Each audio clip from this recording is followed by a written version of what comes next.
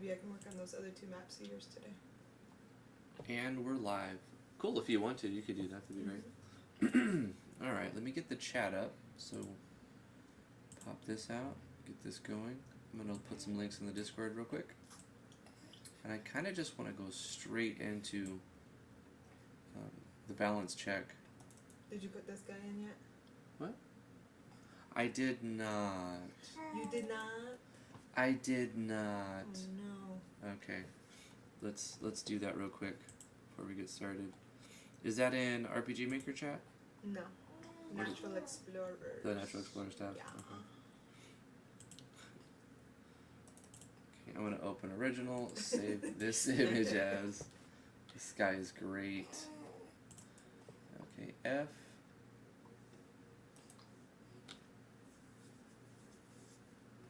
No, it's in Drive V. Okay. Drive V, RPG Maker. We're starting at. Well, we're starting a little early, but normally we start at 2. MV. Natural Explorers. The Ogtar. IMG. Ogtar. Ogtard. The Ogtar is Ogtar. what it's saved as. Ogtar. Yeah, that's what it is. Ogtar. Enemies. Nope, we're gonna go SV enemies.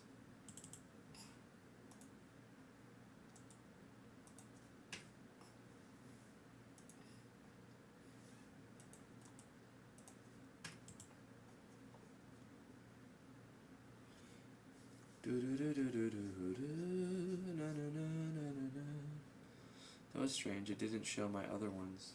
Let me put some links in the Discord as I was doing. I beat you. I beat you to it. Oh, you put him in official too, huh? I did. Yeah, but you didn't do my Discord or my Twitch one copy. Thank you, honey. Thank you. Oh. Good morning, Anthony. We're fabulous. I I'm should fabulous. check chat and greet and all of that good stuff. Ah. Alright, we're almost set, chat. We're almost set. We're almost there. I usually just give a couple minutes for people to come in anyway, so do the miscellaneous updates. Miscellaneous. This comes up, Ow. and That this is a comes best. up. Hey, Anthony Browning. Doing well. Doing well. Oh, there's our boopy. There's our boopy doop. I've got to get this ghost. This is for... I mean, I could put this in Natural Explorers, but it was mainly going to be for... Yeah, it's for Legend of Driftwood. Legend of Driftwood. Yeah. Characters, boss, right. And then I will save it image as again. Wow, that's tiny. Yeah. F. RPG Maker, MV, Legend of Driftwood, IMG, characters. And this is, you saved it as boss sprite, I'm gonna say ghost boss sprite, okay. Oh, I already put it in. You did? Yeah, I actually already did this thing. Is it the, you should overwrite it, because I made a couple changes, so maybe... Okay. I saved it as a different file name anyway. Alright. Okay. So let's update that real quick. Someday I might give it more than one direction. It's fine. It's beautiful, honey. Beautiful. Let's go to the place where it's at and update it.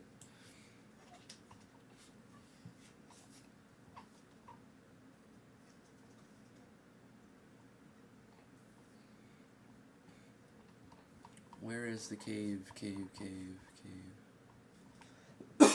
Excuse me. Excuse me. Alright, the cliff. Ivory Cliff Cave. Here it is. Okay.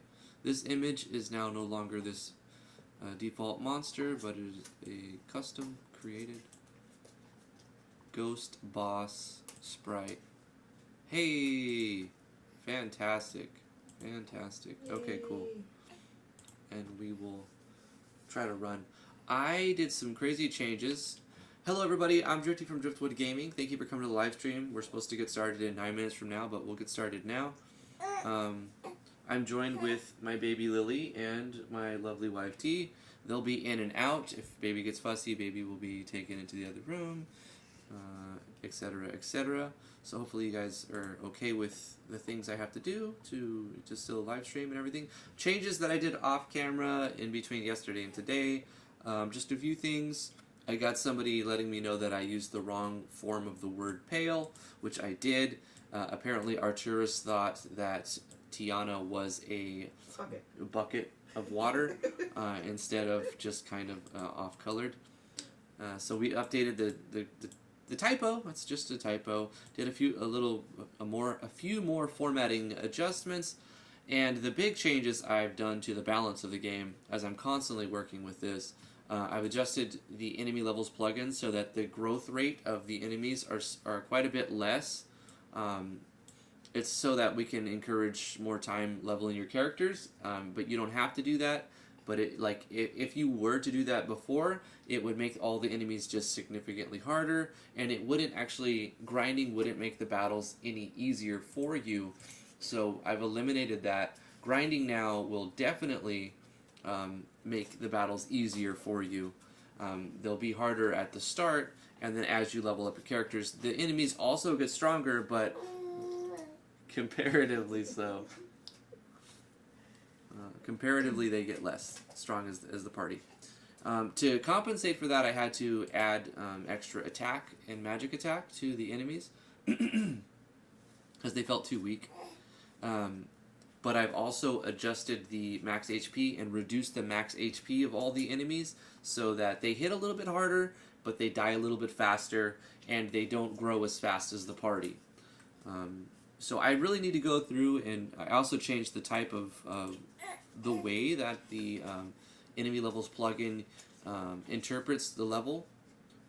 So before I had a fluctuation of can be +1 to -3, but now we have a fluctuation of +1 to -2. So the enemies should be slightly closer to the party level. Also, it uses the average level of all the parties that have joined, of all the characters that have joined the party. So it's slightly different to the way it was before, because at some point you do have 5 party members, only 4 can be in the battle, and the enemies will be lower and lower if you have somebody who's not leveled up. Anyway, those changes, small as they may seem, are actually quite huge to the balance of the game, and I've gone through twice this morning, once up until the end of the story, and then once to just this ghost cave, where I've adjusted the greater haunt quite a bit, because I remember in yesterday's stream I have some notes from it. Castle music, the enchanter's screen, and I needed to buff the haunt, so I've also done that. He might be too hard now, so we're going to have to test this, and we're going to test it 2 methods. We're going to try to speed run first, and then later on, if we have time, I'll run through again, trying to complete nearly everything. So the 100% run and the, but first we'll do the any % run to get through the game and see how it feels if you were trying to speed run the game, stopping to take notes where we need to and fixing bugs where we need to. I didn't actually change the tint on the enchanter's screen, but I have the notes, so I'm going to do that quick before we jump into the game. Find the enchanter's screen and adjust the color of the tint, or the intensity of it. Let's go to, we're using Chirac lighting for this, so we're using this color, FF4500. Let me bring this up, because I think I may be missing some stuff. Yes. Okay, so some people have jumped in. ZL Entertainment, Mushri. Thank you for coming by. Guilty Slug. Doc Weeze, hey, how you doing? Tiana is a water bucket confirmed. Wadiana. YouTube didn't send update that you started live stream. It happens. Vino, it didn't. Just happened to see it myself. Interesting. Hey Driftwood, it's been a while since I've seen you stream. How's it going? Says Connor Christensen. Can you explain to me what this game is that you're working on and what you plan for it? Connor, how are you doing? I'm doing well. Thank you so much for asking. This game is The Legend of Driftwood. This is a free-to-play game that I created a couple years ago and have periodically been going back to it to fix some bugs and update it. the last few months I've been really doing a whole lot with this project, bringing it up to date, doing all of these changes.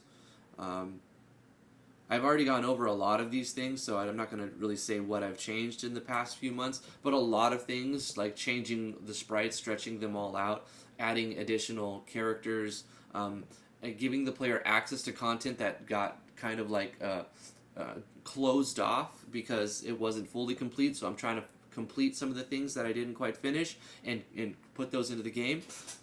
Bringing the game up to the current version of the engine. So it started in 1.1 and then I moved it up to 1.3 something.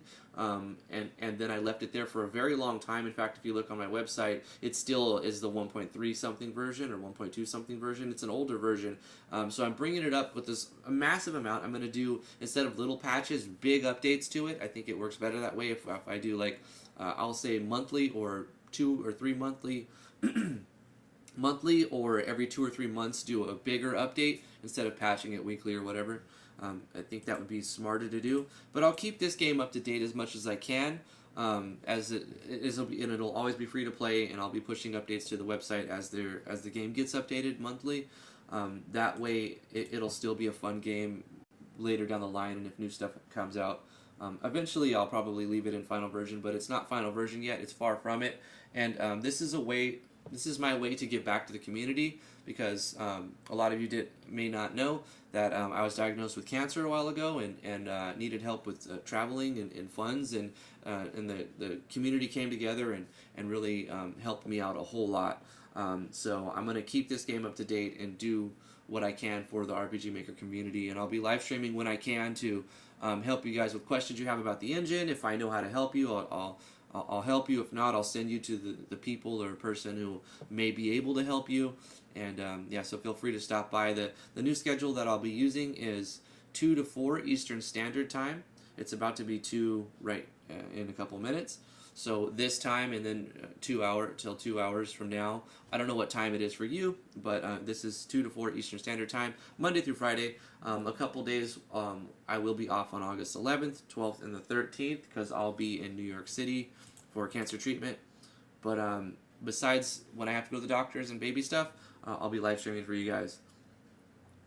So yeah, feel free to stop by on the Discord if you don't catch the live streams or whatever. The link to the Discord is in the description below. All right, let's do things. All right, let's change the tint of this screen. This is a little red. It's too red. So I'm going to open up another tab and I'm just going to type in hex color codes.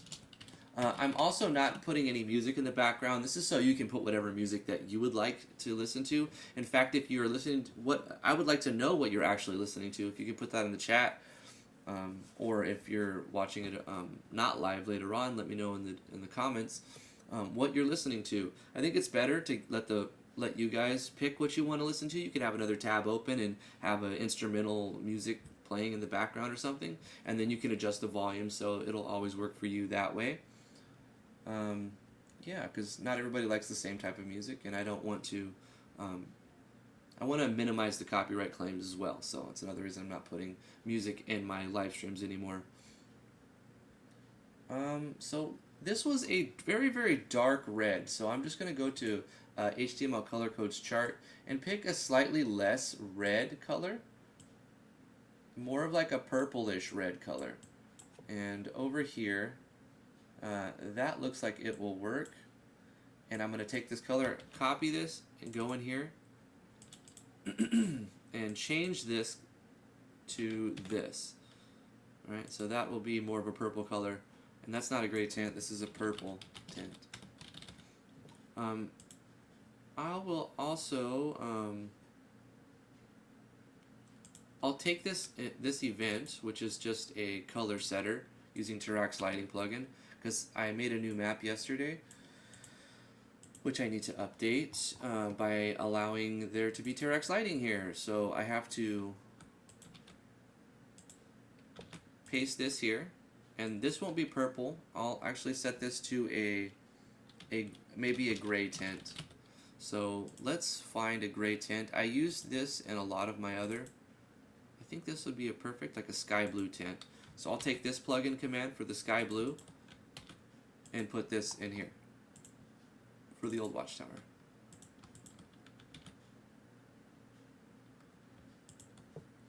And we'll delete this. I could set some weather effects for this to give it a little bit more.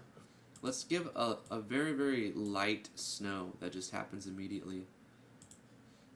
What I'll have to do, I think, is when I go to the world map, I've got something that controls the weather already, so I shouldn't have to mess with anything else.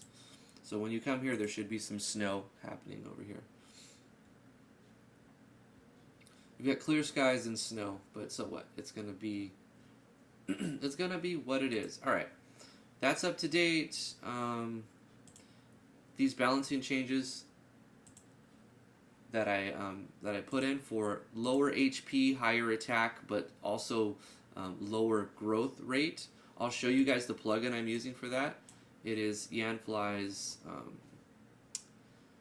enemy levels plugin. And I'll show you the settings that I'm using if you're interested in. So here's the enemy levels plugin. It's in this section of the plugins. And the type I'm using is now type 2, which is this one. So the average level of all the actors that have joined the player's party. And the fluctuation can be 1 level higher than that or 2 levels lower than that. I've adjusted the base rates a little bit, so the formula stays the same, but the variables that control what base is and what flat is have been adjusted. So the max HP growth rate is 9% and flat 15, and it's 4% for all of the stats.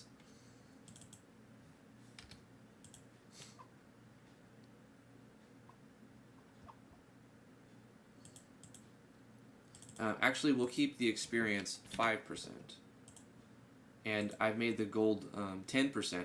So gold, you get more gold for the higher level enemies. So it makes more sense to level up your characters now, because the enemies won't get as strong as they did before as you level. And like I said, to make up for that, I've increased their attack slightly. So it didn't feel too like lack of a challenge, but it should still be easy, especially at the beginning of the game. I need to speed run the game, so I'm not really... There are people who can speed run this game faster than me, so I'm not really great at speed running this game, especially since I'm changing it when I'm messing with it. And speedrunner would have like a static game that they can learn by playing it over and over, and then find the best, most optimal ways to play it. Alright, so I'm not going to get all of the loot. I'm going to grab a couple of things. I'm going to probably grab more than what I need to grab. So I'm going to get this buckler shield, and I'm going to be using a hotkey, the equal sign, to optimize my gear so it automatically equips it. And there's like 5 treasures in that room that I'm skipping. This whole area, you can spend 10-15 minutes on it, gathering things, getting extra items, and... Okay, so that felt good, getting rid of an enemy immediately. And if you land a crit, it'll also immediately get rid of. So that's what I wanted. That's the type of combat. Kind of quick.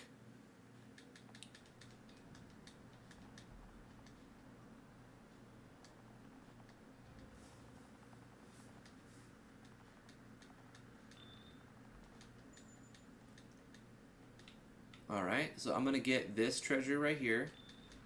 And the leather boots, and optimize that, and then I'm going to run out of this area. Oh, also I'm using a controller, so I do like how MV lets you use a controller for this. The game does feel a little bit better using a controller. So I'm going to also skip this area. I've designed this, it's kind of a speedrunner friendly game, because you can skip a ton of areas if you want to, but there's a lot there optionally. There's an optional fight there that I'm going to skip, the Hot Rock. I may regret that later because I did buff the Sandrian Dragon a little bit. Even though I took away HP from almost all the enemies, I gave the Sandrian Dragon just a little bit more HP.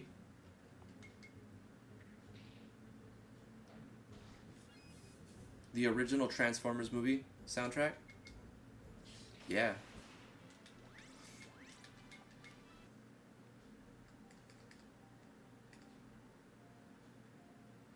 There's 1,000 coins in that chest, but once again, I'm just going to skip it. I'm not even going to save it until I get to, I think, the assassin fight, where I might die. This could be hard, because we didn't get any levels, and I buffed the attack, so it should be a lot harder for speedrunners to not get... but another thing I did was...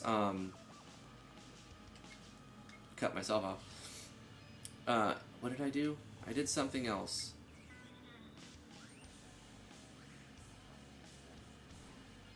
Oh, I changed the rate that you can flee. You can pretty much get away from almost every fight immediately. There's only like a 5% chance, maybe even less than that, that you fail to run away. So for speedrunners, you can run away from every fight, but the bosses will be your DPS check.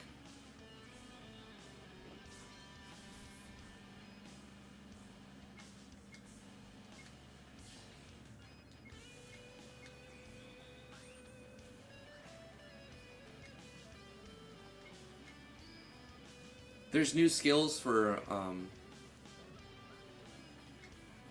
3 of the characters, and a new character that's got his own set of skills. So I don't recommend you play the old version of this game, because very soon I will update, I will push this update, and then you guys can try this version, which is just a huge difference in between the 2 versions.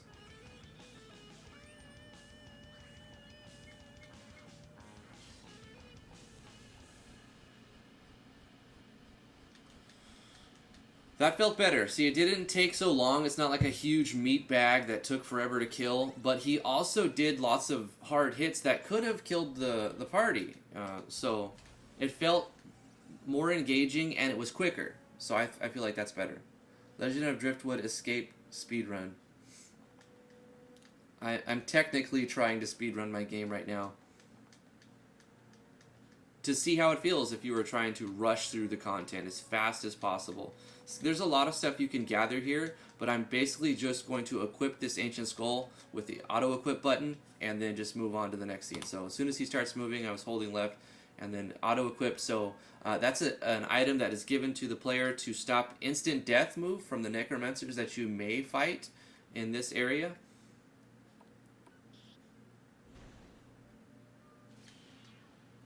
And if you don't equip it, you know, from not paying attention to the text or whatever, then you can instantly die in one hit from the death coil. So this is a part that I had a lot of trouble with from the beginning.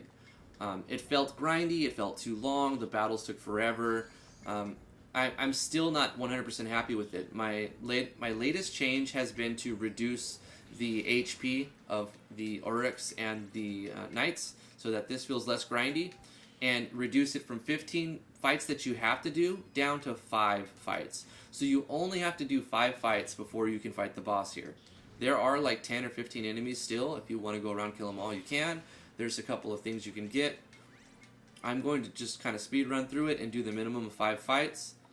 So I will pick up this piece of gear. There's a piece of gear here, and I will auto-equip that.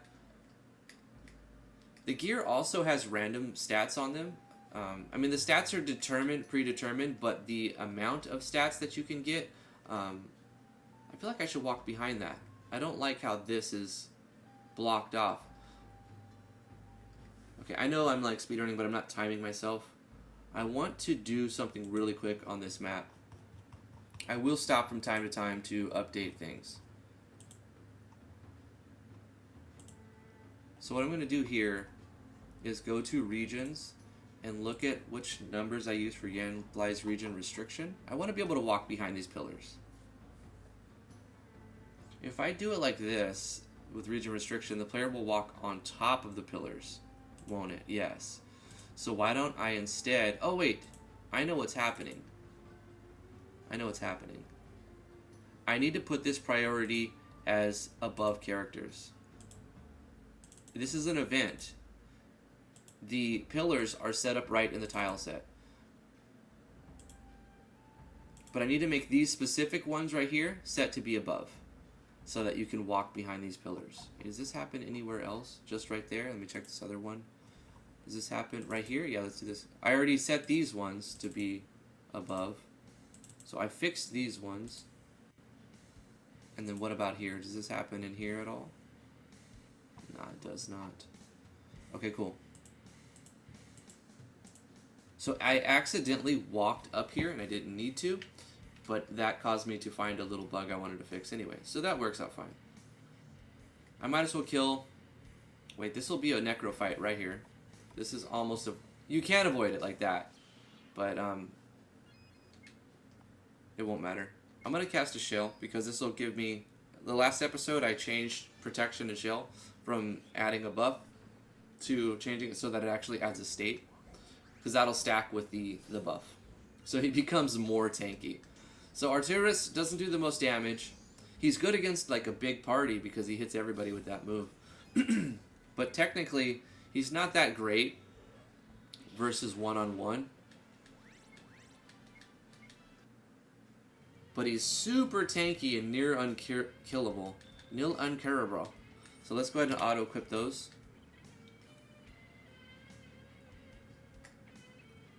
There is a cape out there, but I'm not going to bother with it right now. Okay, so I have to kill at least 5 enemies, and I killed 3 of them. So let's go ahead and kill this soldier and that necromancer, and we'll move on. I've reduced the appearance size of most of the enemies, so they're not so huge. I stretched all the sprites out on the characters so that they look, even their battlers, they look more, well, less chibi, and they look kind of, I think they look better. Nothing against chibi style, but I just think I wanted something different. This enemy can instant kill you if you don't have the... with Death Coil. This can kill you. I think it's 20% chance to kill you if you don't have something that resists Doom. But we put on the... the player is given an item right in the campsite. They just have to remember to either press the button that auto-optimizes, the equal sign, or to go into the menu and put it on.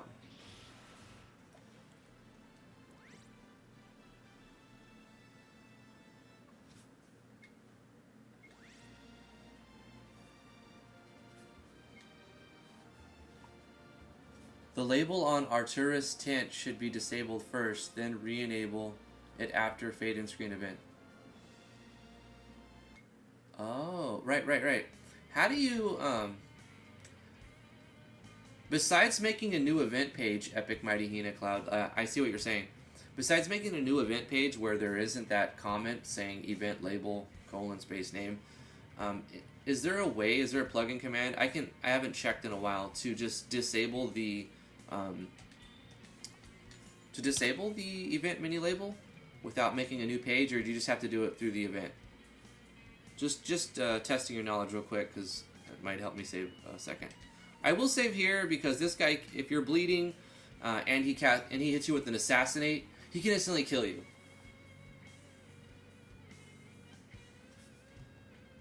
You can have each mob you're forced to encounter give a unique taunt message at the beginning of each battle. That way, even if the battles are identical, there's something different to experience. If they can talk, that is, yeah. I could do that, Vino. That's a good suggestion. This is a little bit later on, but have you fixed the bug in the jungle where the pool of water doesn't heal your MP? Yes, Guilty Slug, I did fix that. So I'll show you that event real quick. What Guilty Slug is referring to. I made it simple by making it a recover all, because what I wanted it to do is not take off your buffed states, and this whole system was designed before Yanfly's plugin that lets you categorize your buffs and your states. So I made the system before this plugin existed that would let you use a variable to restore HP and MP of the party right here. So all of these things, you can see that I still have the change HP and MP of the custom in variable, which was so that it wouldn't, when you do a recover all, it takes all your buffs and your debuffs off. So what I did is I came in here and I just put recover all, because for some reason the custom in variable wasn't declared at this point. Like I forgot to declare it, and I pushed an update where I forgot to initialize a variable. So it actually changed HP and MP to +0 and did effectively nothing. Or maybe it was, it did one of these but not the other one. So all I did was, I deleted all of them except for one, and then I put a recover all. So it takes off the buff, it takes off your buffs and stuff. But now they all, when you go to the pool of water inside this forest, this jungle area, you will get the recovery, so you don't kind of bone yourself. Sorry about that in that last version of the game. Guilty slug.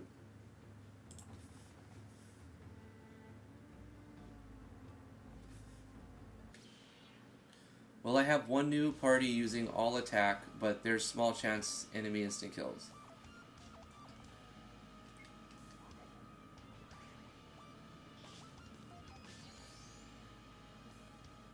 Hold on, I think, did I put on the new armor? I did, I auto-optimized it, okay.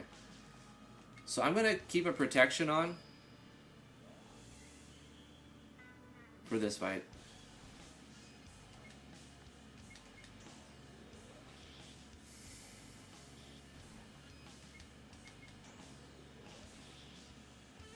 You've never used the mini label plugin before? I've used it so many times. But it's basically like you copy paste a thing. I haven't... There's several scenes where you see the mini labels when the screen is supposed to go black. And that gets annoying. So I've gone around some of them and made it so that I turn the page just to get rid of the event mini label, and then I copy page, paste page. And I was wondering if there was a easier way. I just need to read the help file again. It's not a big deal. And I'll know. You see, his speed has been adjusted, so sometimes the assassin gets 2 turns in a row. So he can inflict bleeding on you, as well as poison. But the bleeding, if you're under the effects of bleeding, when you get hit by assassinate, it does, like, a ton of damage. It does much more damage. Whoa. It has a ternary operator on the damage formula.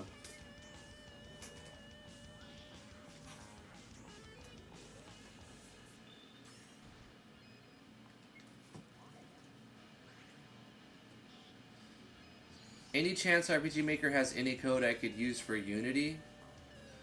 Not really, Blaster. I mean, Unity does use JS, but nobody really uses JS in Unity anymore.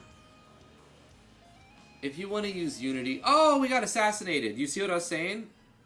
Yep. That's what I was expecting. He only gets that move when the assassin's about to die, but he can kill you. That's why I saved it before the fight. this fight, I actually tell the player, make sure you spend your points, which I didn't do, and save the game. Remember, you can save anywhere, so take advantage of that fact. Blah blah blah blah. And I did save it, but I didn't spend my points again. I mean, he is an assassin after all.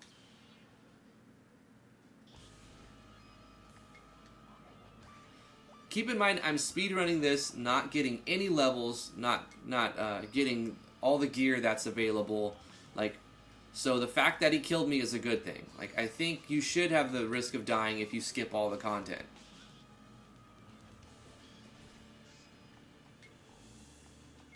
I'll keep Protect up.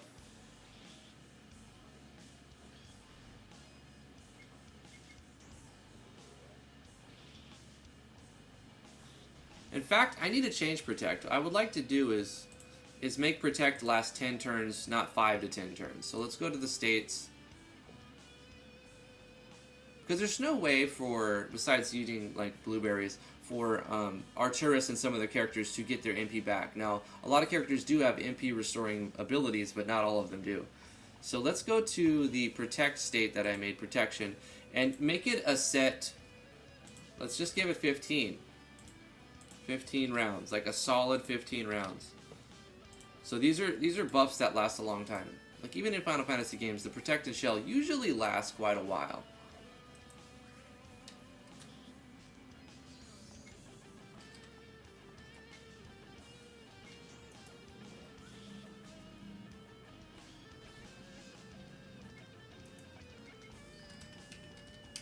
It won't take effect. I don't believe it'll take it. Yeah, it won't take effect until I restart a new project, or a new a new instance of like playtest.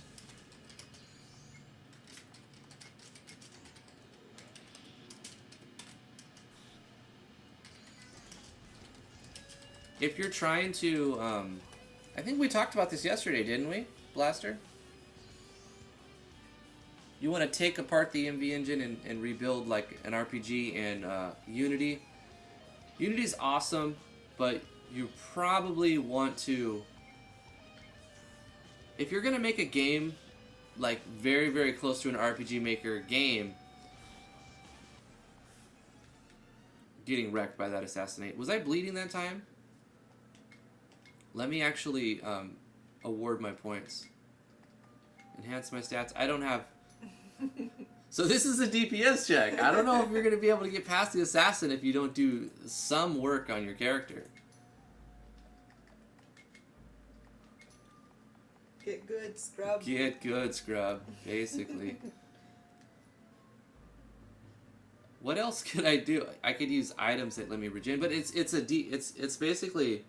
I need one more level and maybe 1,000 JP, like 300 more JP, to give me a 200 HP boost. And that would let me survive it. So, doing the bare minimum, you're going to get assassinated by the assassin. So there's actually, and this will change speedrunning tactics, right? You'll have to find some spot to grind, or instead of doing the bare minimum of 5 fights, you'll do 7 fights, and then get the 200 HP or something. Or rely on luck, because you could do it faster if you just get lucky. If you have your shield on...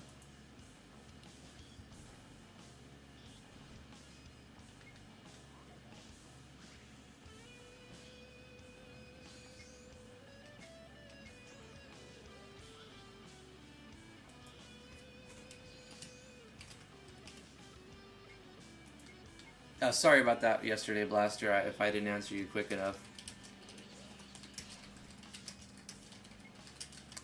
Yeah, no problem. I mean, Unity is great. I like Unity, but if I was messing around with Unity again, I would just strictly use C# for it. So I'm bleeding. So if I get assassinated while I'm bleeding, I'm pretty much dead. So the thing that he inflicts on bleeding, I might want to just guard. I will use a strong juice that I picked up somewhere. I think you start with a few things. That way I have a regeneration effect going on. And I'll use a power fungus, which will increase my stats by 10% or something. 25%. And I will keep my protection on.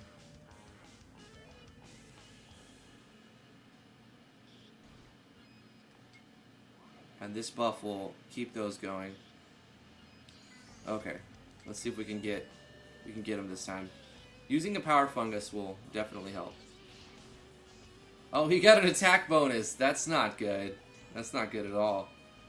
If you get hit with quick strike when you're if you hit somebody with quick strike, the move he did, which is a skill I got from Yanfly Tips and Tricks, then if your target is above 90% of their max HP, they will... Am I dead? I'm dead, huh? I'm dead. Nope, I was guarding that turn. If I Blade Rush and hit him, he's dead. But if I Blade Rush and miss and he assassinates me, I'm probably dead. But I hit him. I actually got a first. The second crit is a guaranteed crit if the hit lands. The first one is not a guaranteed crit, but it did crit, so double crit. So we beat him. You can beat it. You can beat him in a speed run. You just need to use the power fungus to give you that 10% bonus and keep your HP as high as you can. And use a regen potion thing. The juice. You gotta juice it, guys. That's how you beat him. You just gotta juice.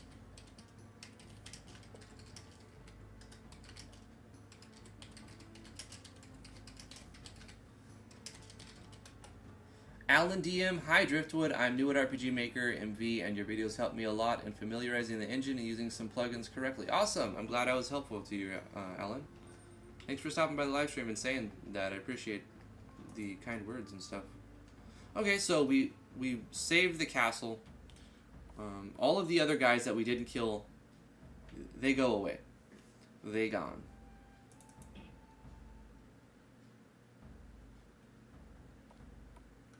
You know what I could do? Yeah, it's fine. Because this cutscene right here, if you come out through the top, it would mess it up, so I block the player off from coming out from the top. But I have an idea. What I can do, because I've seen it confuse the player on Let's Play. I'll show you what I'm talking about. Right here, when you walk out... Nope, not here. Second floor. Right here, when you walk out to the balcony, it causes the castle map to play the auto run event after you beat the guy. So if you're on this plot direction, like if you beat the assassin and it's ready to trigger the cutscene, it won't let you walk onto the balcony because the auto move event will mess up the cutscene. So to get around this, I just made a switch that stopped the player from going out on the balcony, but the player doesn't have any indication as to why this happens. Instead, my quick fix was to make the player move back up. But what I could do instead is just make this exit, take the player out the front exit, and eliminate a little bit of backtracking through this sample map, essentially. So let's change this up a little bit. First of all, I will keep all this the same, but instead of when the plot direction thing is on and making the player move up, I will change the transfer event. So I'll copy this. Instead of moving the player up, we transfer the player, but instead of putting the player on the balcony, we put the player right here where he would normally transfer if you went outside the castle. Just this time when this thing is happening. So let's go ahead and take this event. We'll delete the two surrounding events. Copy this and paste it both times. So the same thing happens, but instead of pushing the player back up, leaving the player wondering, how come I can't exit? Is it a bug? We eliminate that confusion, and we just eliminate backtracking as well to help speedrunners get a few more seconds on their time and put the player right out in the front, skipping, walking through that last part of the castle. I like it. But we have to do that over here too. So plot direction, instead of moving up, we instead copy here, paste here. We change this. So instead of putting him on the balcony here, it puts him right here.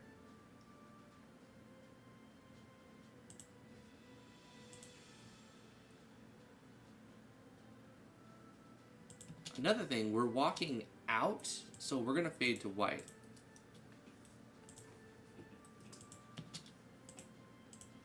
That's a small detail. And we'll delete this one, copy this, paste this here, and we'll do that one last time here. So delete the move the player up thing.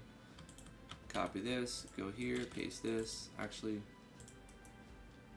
should have changed this first. Fade to white. Fade to white. Change the location from this balcony to right here. Because once this switch is turned off, the plot direction switch, which happens as soon as you see the cutscene, it goes back to right here, which will put you where you're supposed to be. Let me modify this real quick to do fade to white.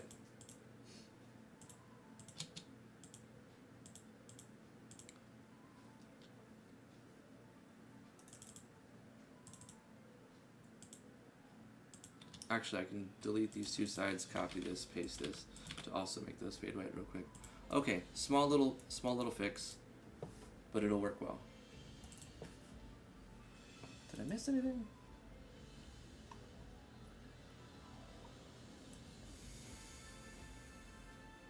Arturus miss one move up.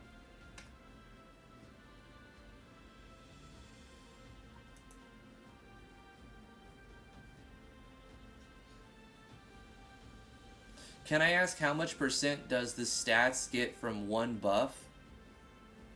It depends on the buff, Mighty Hyena. What buff are you referring to?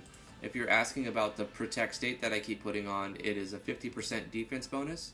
But if you're actually asking about the buff, then it is 25%. And then if it stacks, you can decide in the plugin, in a plugin, Yanfly's core engine. If we go down to buffs, Maybe it's not in the core engine. Maybe it's in the battle engine core.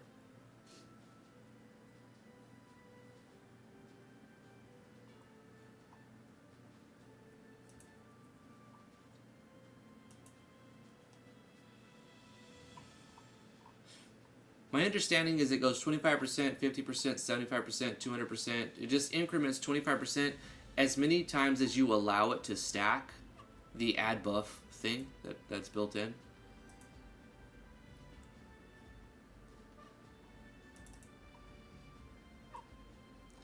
Can't remember where it's at though.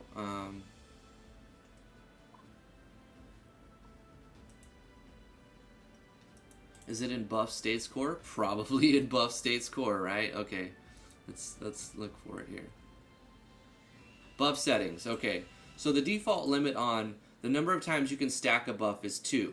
So the first time you add a buff, it adds a 25% bonus. But then if you add that same buff again before it wears off, it becomes a 50% bonus. You can change that number, like I have here, so that you can add the buff a third time and it becomes a 75% bonus. The animation, the icon for it will update for up to 2 times. It'll show 1 up arrow and then 2 up arrows. But it'll still stack, but it'll just keep the 2 up arrow icon, even if it goes past 2. So it could be 3, 4, 5, 6. It'll have the same icon. But you'll see, if you allow it to, it'll show the percentage changing from 125, 150, 175. And you can even change that number too. So the maximum limit, maximum number of times you can stack buff and debuff is 5. The default limit, I don't know what the difference between these two is. But here's the formula. So it takes your parameter, whatever param you're using, and multiplies it by that amount plus the standard amount. So, 1.25 means you're going to get 25% bonus. And then as you allow it to stack, it doesn't multiply that total. It multiplies the base param again. So it'll be, instead of 125 and then like 55%, it'll be 150. And then it'll be 175, and then 200. And you can change that too. If you want it to your buffs, if you would like your buffs to give a 50% bonus, you just change this to 0.5. And then every buff gives a 50% bonus, and you can change maybe you don't want them to stack, so you change these to 1, and you make this 0.5 plus 1. And then the reapply rules is another thing, which you didn't ask about, but it's kind of relevant. Do you want, when the player casts a buff while they currently have on it, do you want that to reset the number? So say they cast a buff and it lasts for 5 rounds. Do you want that to reset the state to 5 rounds? Do you want it to just not work until the state wears off? Or do you want it to add additional rounds to it? So by default, it is set to 1, I think, which allows it to reset. So if you cast a state and you're protected for 5 turns, and now it's down to 2 turns, and you cast it again. If you have it on 0, then you'll cast protect and nothing will happen because you still have it on for 2 rounds and it won't do anything until it's gone and you reapply it. That's ignore. The reset rule will, if you cast it when you have 2 rounds left, it'll put that back to 5 if it lasts 5 rounds. The rule 2 will add it. So if you have 2 rounds of protect left and you cast it again, you'll have 7 rounds of protect now. So it's really up to you. Putting the add rule can be overpowered at times, but I'm just letting the player have the ability to add their states if they need it for something. So that's the rule I picked. And that's a quick little buffs talk. Good question, though. Very good question.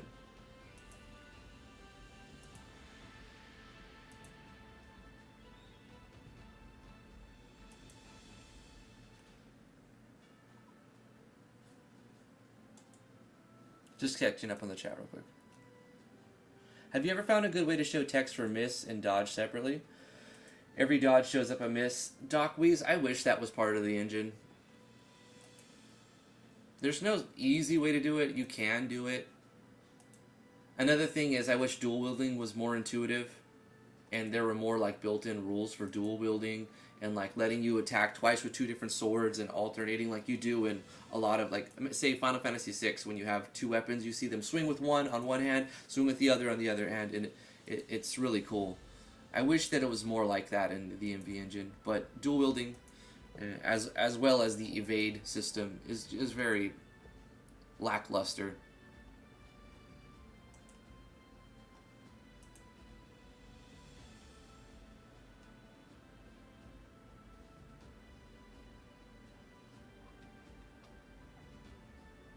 No problem, Epic Mighty Haine. Alright, let's continue our quote-unquote speed run.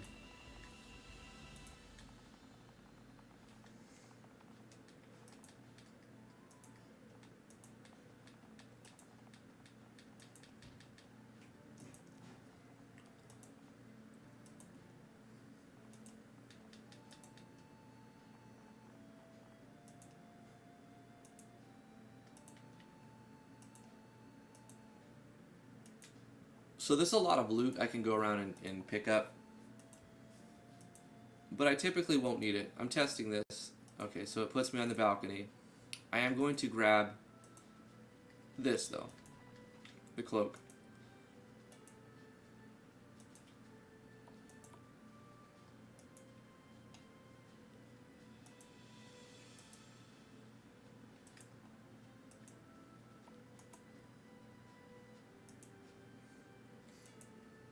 Hey, Stress Empress, how are you doing today? Alright, let's go into Lydia's scene. There's a ton of things that you could collect in here. Lots of Atlas plants that you could pick. I'm going to grab a few of them, because I will need them a couple times. But basically going to skip most of them. All of the little plants, they have a slight glow to them now. I've made a glow on all of them. You can see where my mouse is here. A little bit of a glow around them. All the chests also have a tiny glow. You can see a little golden glow. So Tarax lighting is on all maps that I'm aware of. So I've made it easy to retreat. So this scene right here also felt a little grindy. So I've made the enemies easier to kill by giving them less HP. They do hit a little bit harder though. It's a trade-off. But as you level up, they become less stronger as the player gets stronger. So like they level up at a curve to where you get diminishing returns on enemies leveling up. And I can accommodate that by just adding higher base stats for higher level enemies if I need them to. So I found a good solution. But anyway, we can test that. Look, it does work now. HP and MP are restored at this, as they did not work in the previous version. Added new skills to Lydia, so you can siphon from all. Her signature move is a little bit stronger as well. Hi, baby. Hello.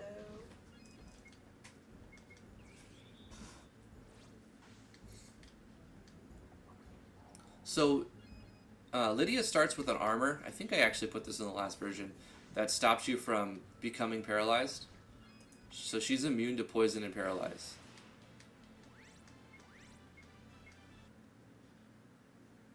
So we're skipping most of this stuff here, but we are grabbing, I should auto-equip stuff and make her a little bit stronger. I'm grabbing a few of the items, but I'm going to skip the boots right there.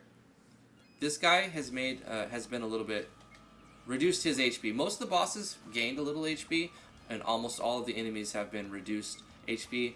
But this boss, at this point in the game, there's no challenge to the player if you spam funnel route. You can get stunned for a round here, and if he gets criticals while you're stunned, there's a possibility of dying. So I didn't want to drag out this giant plant fight when it doesn't need to be that long. So I reduced the HP on this, especially because you only have one party member. And Lydia is pretty fast, so I could up the agility on this plant, but I don't want the player to die to this. I did have a problem with this plant when I gave him a regeneration and before I buffed the strength of funnel root. He was almost unkillable. It was practically unkillable at one version of the game. So to make up for it, I made him a little bit of a pushover. And he gives the player a bunch of loot. Nothing game breaking. A nature resistance enchant is good to reduce the damage you would take from that element.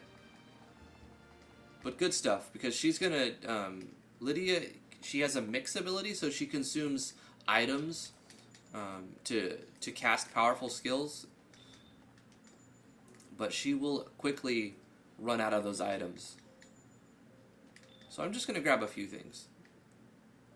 Make my way down. Probably, like I said, more than I need to. If I was actually trying to make a competitive speed run, I would be taking a lot less of the items that I'm going to grab.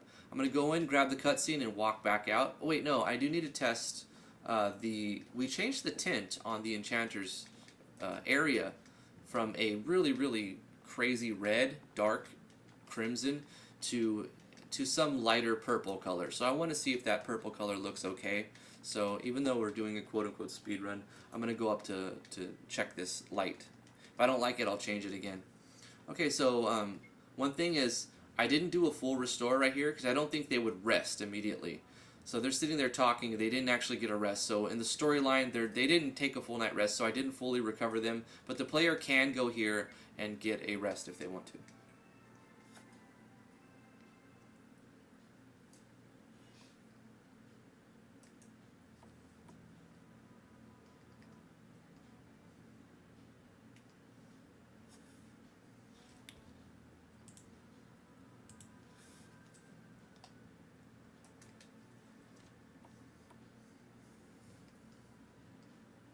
I think the reason why the glow looked so crazy was because the carpet was also red. So the red Tarax lighting tint on the red carpet was just too intense. I think the purple glow works better. But what I would like to do is to make this little artifact have an amber colored glow. So let's touch up this map really quickly. Shouldn't be so dark where she's standing. So I'm going to make an event right here. Actually, I'll copy this one and paste this here and just get rid of the image. Doesn't need an image. But we'll keep the light, and I guess we'll keep that. No, we should change it. We should make this a little bit bigger, 250, and also give it a custom color. So I'm going to open up another tab and I'm going to type in hex color codes. And I'll type in golden amber and see what comes up. FFBF00. So let's change that to FFBF00. That's a nice yellow golden amber color. And next time I come through here, I'll take a look at that. While we're here, let's see if we can afford anything good. We skipped the hot rock, which gives you a 50% fire resist, so I'm going to pick that up right now because we're going to fight a dragon, and that'll be challenging, so I'm going to just put that on. Whoever got it. I think it would optimize to the first character in the party. The party? Come on, words. Come on, brain.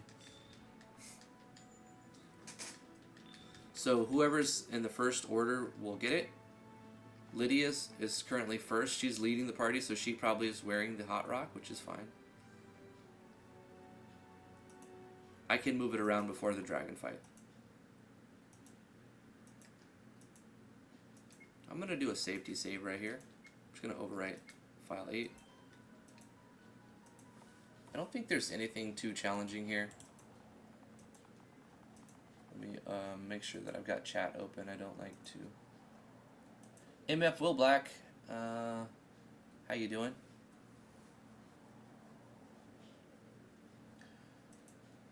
You could have the assassin kill off the NPC and still have the assassin as a 1 versus 1 fight. You can add an additional switch that gets turned on when you get nearby the balcony and off when you're nearby the exit. When the switch is on, the cutscene doesn't trigger. But that's true, I could do that, Will Black, but I want the cutscene to trigger. Let me move this way so I can see both chats at the same time. There we go.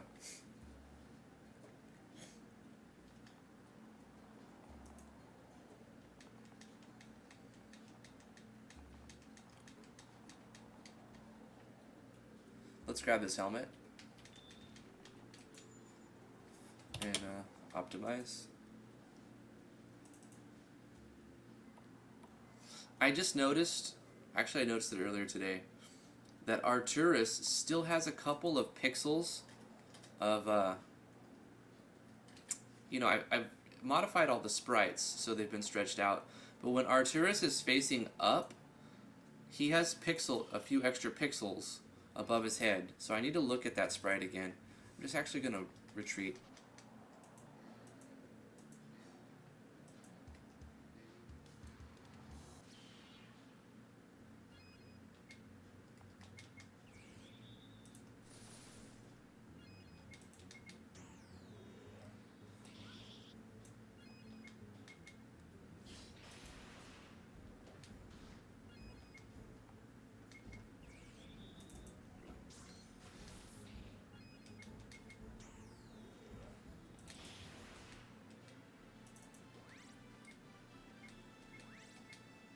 Okay, I did that to get provoke.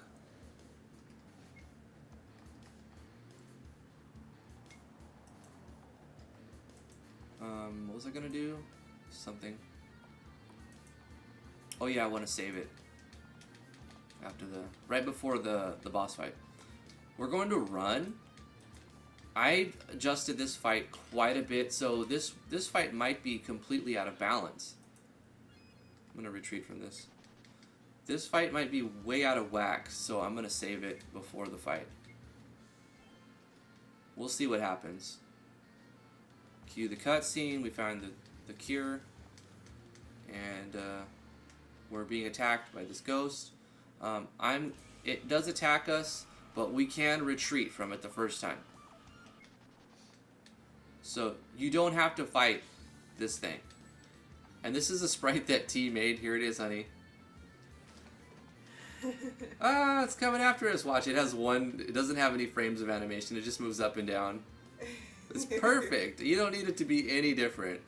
It's exactly what we needed. Anyway, we're going to fight it. I think he's probably a little too strong.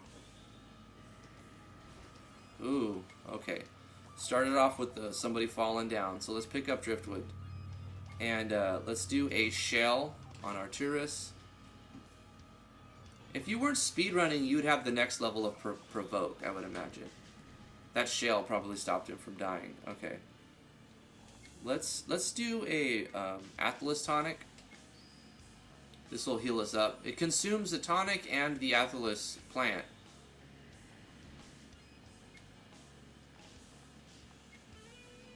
He doesn't have offensive stance, which he should have did out of combat, actually. Knight's Valor. I think I took away the physical attack, so provoke doesn't help in this fight. Let's do a refreshing water on Driftwood. Use HP up. Death Coil. It will instantly kill. There's a chance of it, but it didn't land the instant kill. Let's have him put a strong juice. He's already got regen going on. Let's do the water again then. And just slice. Ooh, that was a nice hit. Okay.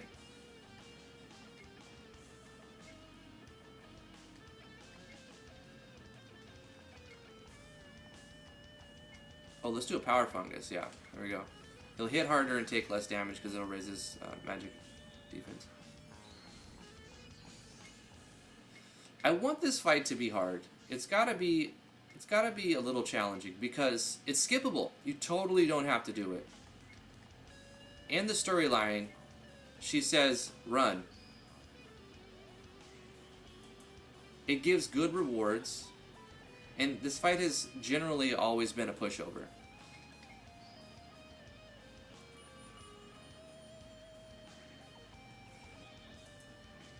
Oh no! Okay, he didn't land the death coil.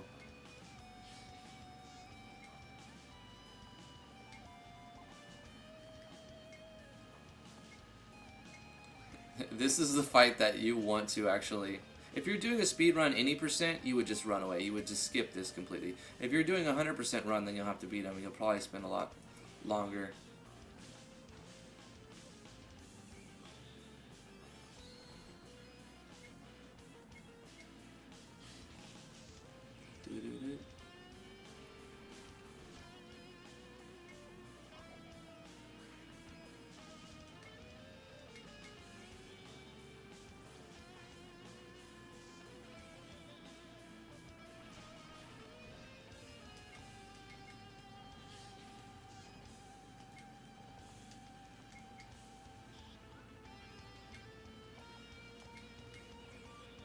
I should have did a mix here. Driftwood's probably gonna die now. No, don't kill Driftwood. Okay, it went after Arturus. Good. Oh god. Boom, boom, boom. Ow. He survived with 24. Survive! I should have grabbed a few more of those athaleses. Those plants in the forest, or in the jungle. So I'll only be able to do that so many times. I'm going to change the Protect and Shell so that Arturus can cast it on anyone. I'm going to do that now before I forget. Astral Rift, bang, bang, bang. Okay, so let's change that skill. Protection. Instead of the user, it'll be one ally. And instead of the user, it'll be one ally for the shell as well. What I can do later on is give him another version of this spell. Actually, let's do that right now. Let's copy protection. And let's paste it down here and call it... I'm going to change the icon too. We're going to change it to this blue thing. Might as well change them up here as well. Protection, let's change it to the blue circle thing. And shell will be the green circle thing. Let's copy shell. Wait, did I copy it though? Copy. Let's go down to here.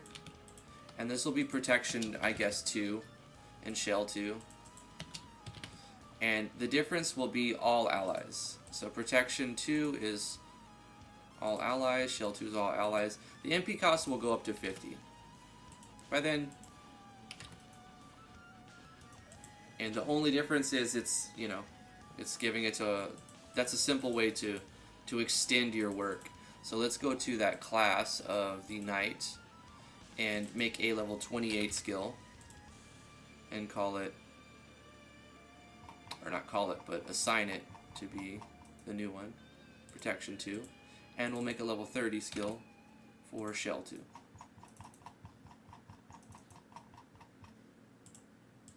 There we go. Beautiful. Nice update.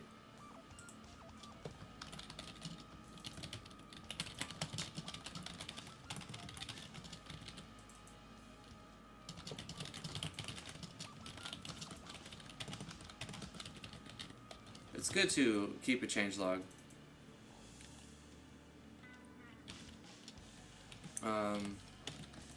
Changed protection and shell to last 15 rounds instead of 5 to 10.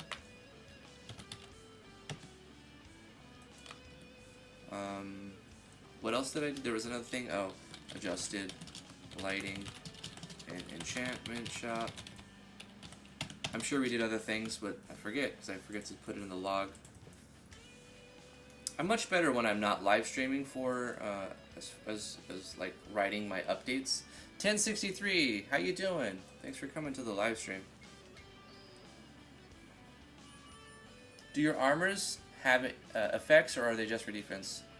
They have effects. Like for example, Lydia's armor protects her from poison and paralysis. The scale mail gives more. I guess that's just defense. Yeah, but weapons and armors definitely have effects. Let's do Third Eye. I don't think it dodges magic attacks. I made it just dodge physical attacks. It's not magic evasion, it's just evasion. But it also grants TP. I suppose I could have used a fish to get TP.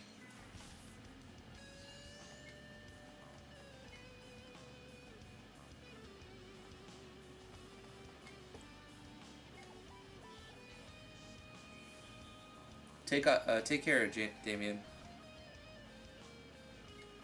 Thanks for coming to the stream, my dude.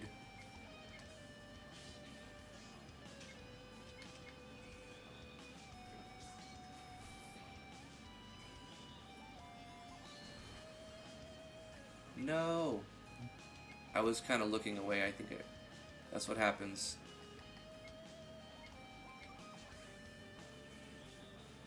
No. So cold. Okay, so the enemy is a little bit hard, but I'm not going to nerf it because I skipped all... I was running from fights. I'm not leveling my characters. I'm not grabbing all of my gear. I'm rushing through, and this is an optional fight. So I feel like it's beatable. You can totally beat this boss. You just have to either pick up all the stuff, or not all the stuff, but more of the gear. Don't skip fights.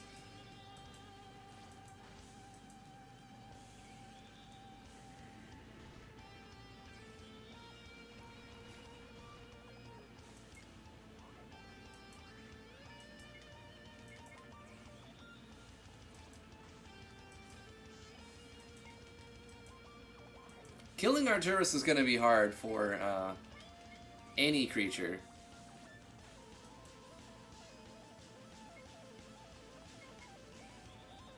Keeping Driftwood alive was the hardest part of this. He did the most damage, but he also just dies fast. He's a glass cannon. He's better against physical attackers because he's got third eye.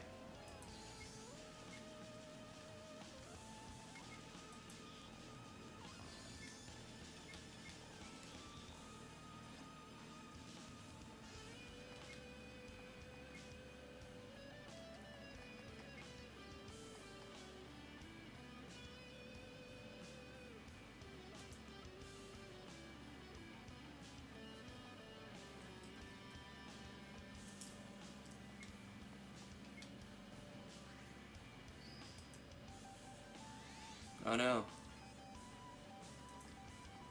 I forgot what the Thrinities do. I think they reduce... hold on. Skill. Astral Thrinity. It adds a state of Astral Thrinity.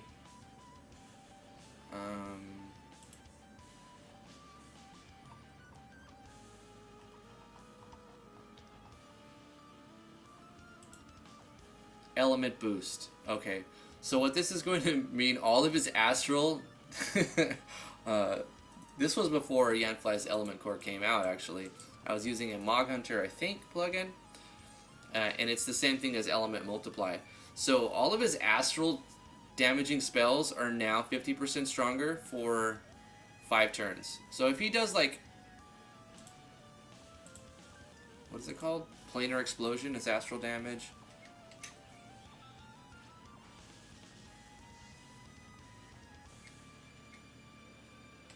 Keep Shell on, definitely.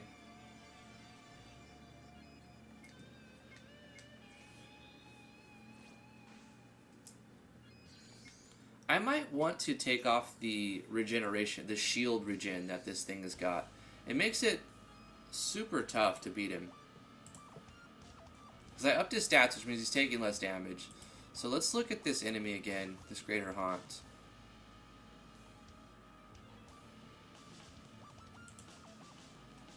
And I'm giving it this, where is it at? Barrier regen. Instead of 200, we're going to give it a 100 barrier regen. So every turn he gets like 200 extra shield. So we're reducing that to 100.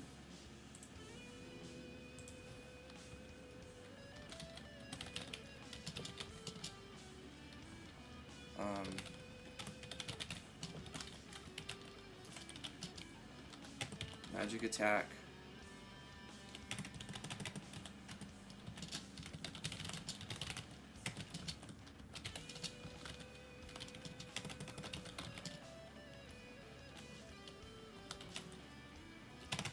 But less shield regen.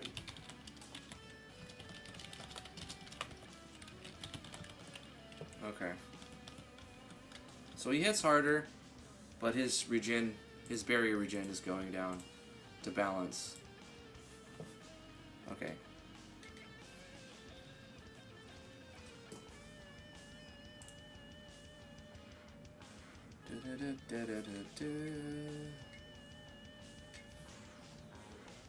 Can close this. Open up this.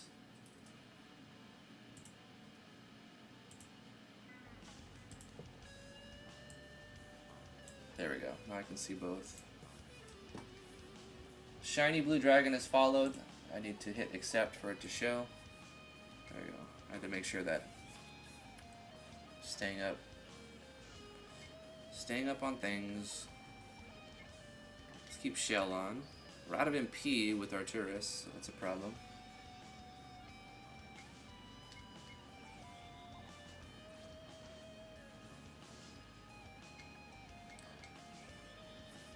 Did I miss something here? By the way, do you guys have any ideas on how to keep gameplay interesting?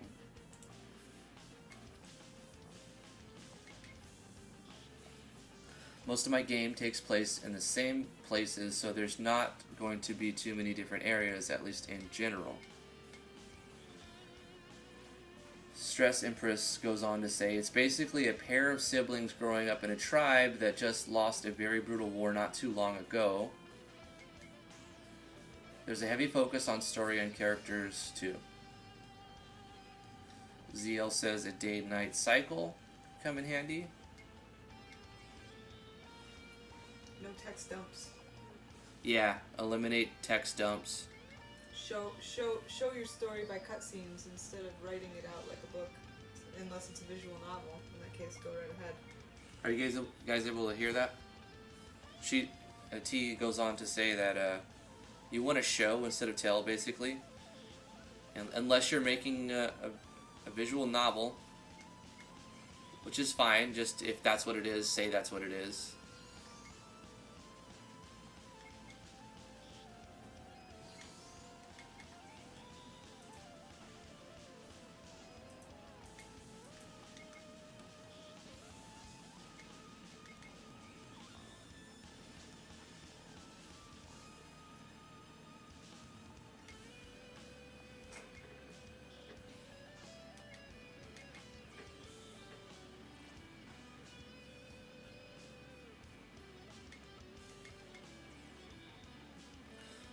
Let me see, if you're trying to make your game more interesting, but you're reiterating over the same areas in the game over and over, what are there? I'm sure we can think of some more ideas on how to make the game interesting. Secrets. Secret Passageways, secret underground things. I don't know. Just make it so like even though they're seeing the same area, they're looking extra hard because there could be something cool to find. Well, that's what this person is saying. There's not going to be a lot of secret hidden sites. It's kind of like the same areas. Yeah. So, like, how do you make that interesting? And what are some tricks that you can do to make the same maps interesting? I have an idea. Put some region effects. Make some damaging tiles, maybe. I don't know. That could be frustrating if it's not done right.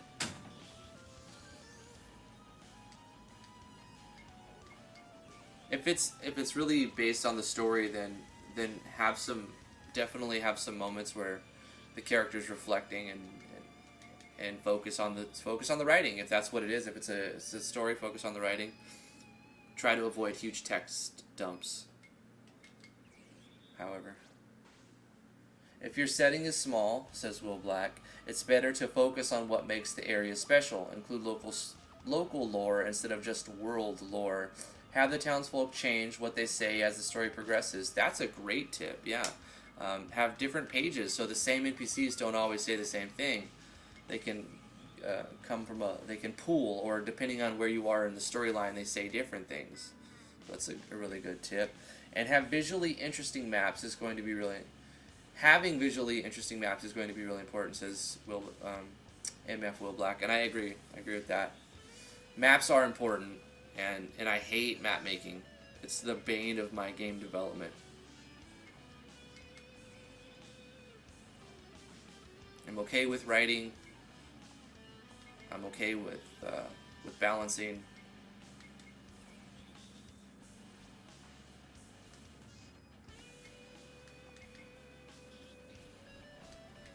Obviously, this big optional boss had too much regen, so it dragged the fight out. I also feel it had a little too much HP. keep in mind this is a rushed speed run where I'm running away from fights, not leveling up my character, so it's going to be harder because of that. So I don't want to nerf it too much more. Most other fights shouldn't be like that. So we've reduced his HP, got rid of that 200 a tick regen, and now it's 100 a tick regen. We did get Starshine, which is a good weapon. So let's go ahead and... oh wait, we can't use Starshine until we get Tiana back. But anyway, what else? I did another thing. I added a custom ghost sprite for the Eber route scene for the Greater Haunt in the Eber route scene. Okay. That was made by T. We could eliminate backtracking here by just teleporting you out, but these maps have a low encounter rate, and there's a sense of urgency to get back to Tiana here.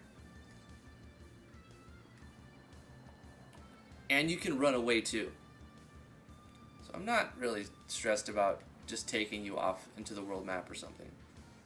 It's fine. Look, we didn't even get into a battle. That's how low the encounter rate is right there. It's probably too low. To go from the world map to the boss fight, there should be an encounter. There should definitely be an encounter.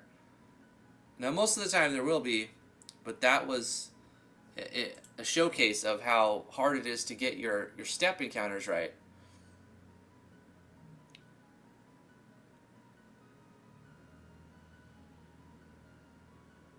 So I'm going to adjust it just a hair. Encounter, 60 steps here. This one will also be 60 steps here. This one will also be 60 steps here. And this one, since it's a bigger one, I'll say 65, every 65 steps. And in the cave, I think I've got it 60. We're going to make it 50. There we go. So more fights in this area. You can always run away immediately. I think that was a reason, one of the things that made me have it such spread out fights was it was hard to get away until I adjusted that.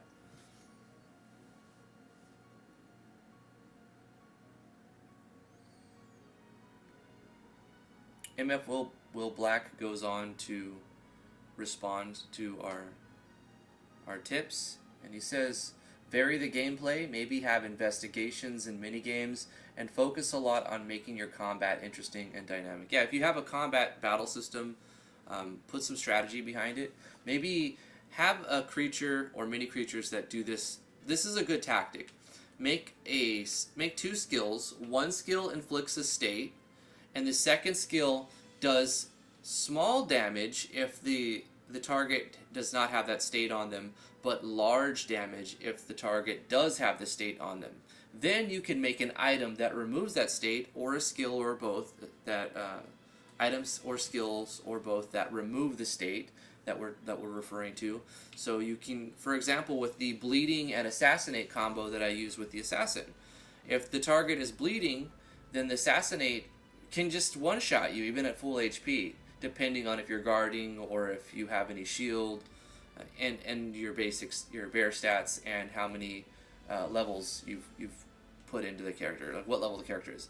So you can get one shot if you're bleeding and not guarding when you get assassinated, or when the assassin uses the skill assassinate. However, when the assassin uses the skill assassinate and the target is not bleeding, it's just slightly stronger than a basic attack, and it doesn't do that much damage. I do this in Natural Explorers as well with a spider.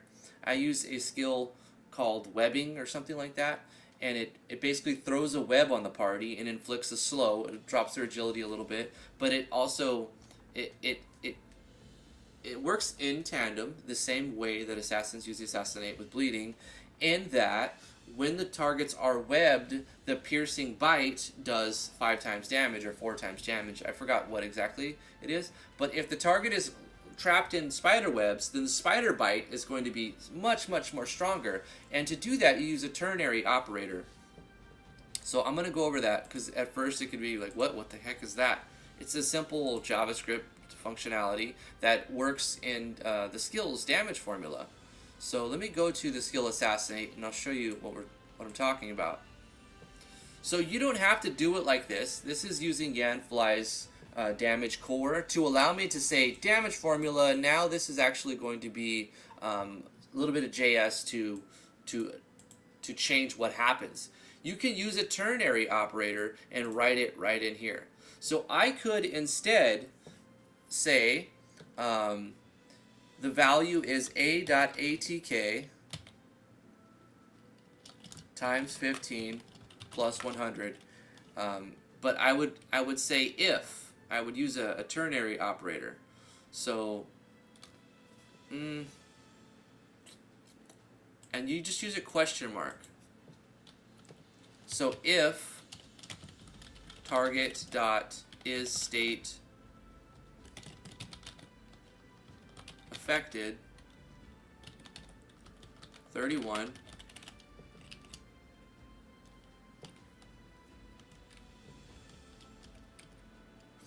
Wait, how did I do it again? Simple ternary operator. I haven't messed with my JS in a while. I can show you in Natural Explorers where I have an example of it. It's basically doing this, but you don't have to write it out like this.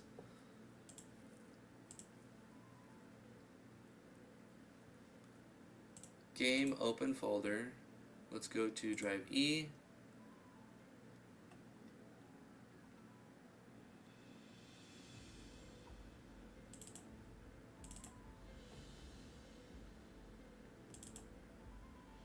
Because I use it in a spider's bite.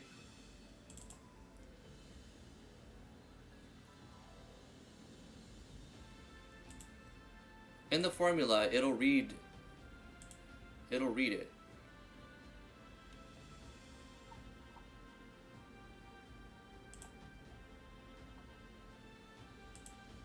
Right here. So yeah, you don't actually have to write if. You just say B, which is your target. So if the target is state affected by this state, you put a question mark. And then you can put in what happens if they are and what happens if they are not. So if this is actually a question, is this a true or false? So this formula now has two options. It's not just one thing. It's saying, is the target affected by webbing and question mark? If they are, then use this first formula. A.atk times 6 plus magic attack plus agility minus defense, and then you use a colon. You use a space, a colon, a space. So this opens it up for the second option. So if this first part of the ternary operator returns false, then it skips this formula and uses this formula. So if they're not webbed, then just use attack times 3 minus the defense of the target. But if the target is, and this returns true, webbed, then attack times 6 plus your magic attack plus your agility minus your defense of the target. And so that's how you can use a ternary operator inside the damage formula without having to do any damage core note tags. So when I found that out, I was like, oh, that's cool. It opens it up to, you don't have to do anything crazy, but you can make a skill that adds a state, an item and a skill that removes that state, give that skill that adds a state to the enemy, and give them a second skill. That second skill will have them do extra damage to their target if the target is inflicted with that state. So that's a simple way to add some sort of strategy to your battles. Just a little idea. Let's get back to the speed run. That's funny.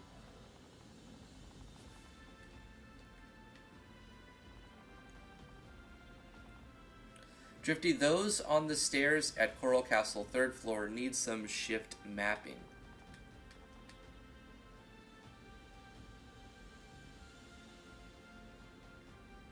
Voice acting might be hard to implement.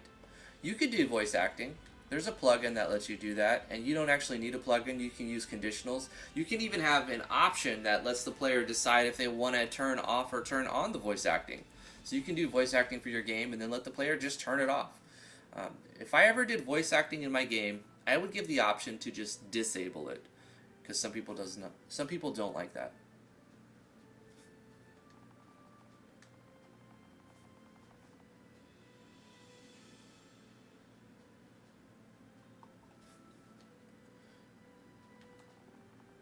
Driftwood, do you have any anti-heal or regen moves? No,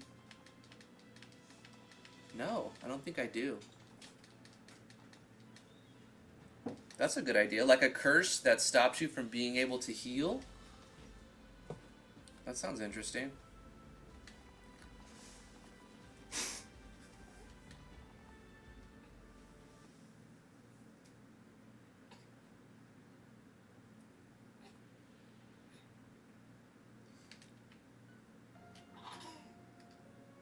Those on the stairs at Coral Castle. Those what on the stairs?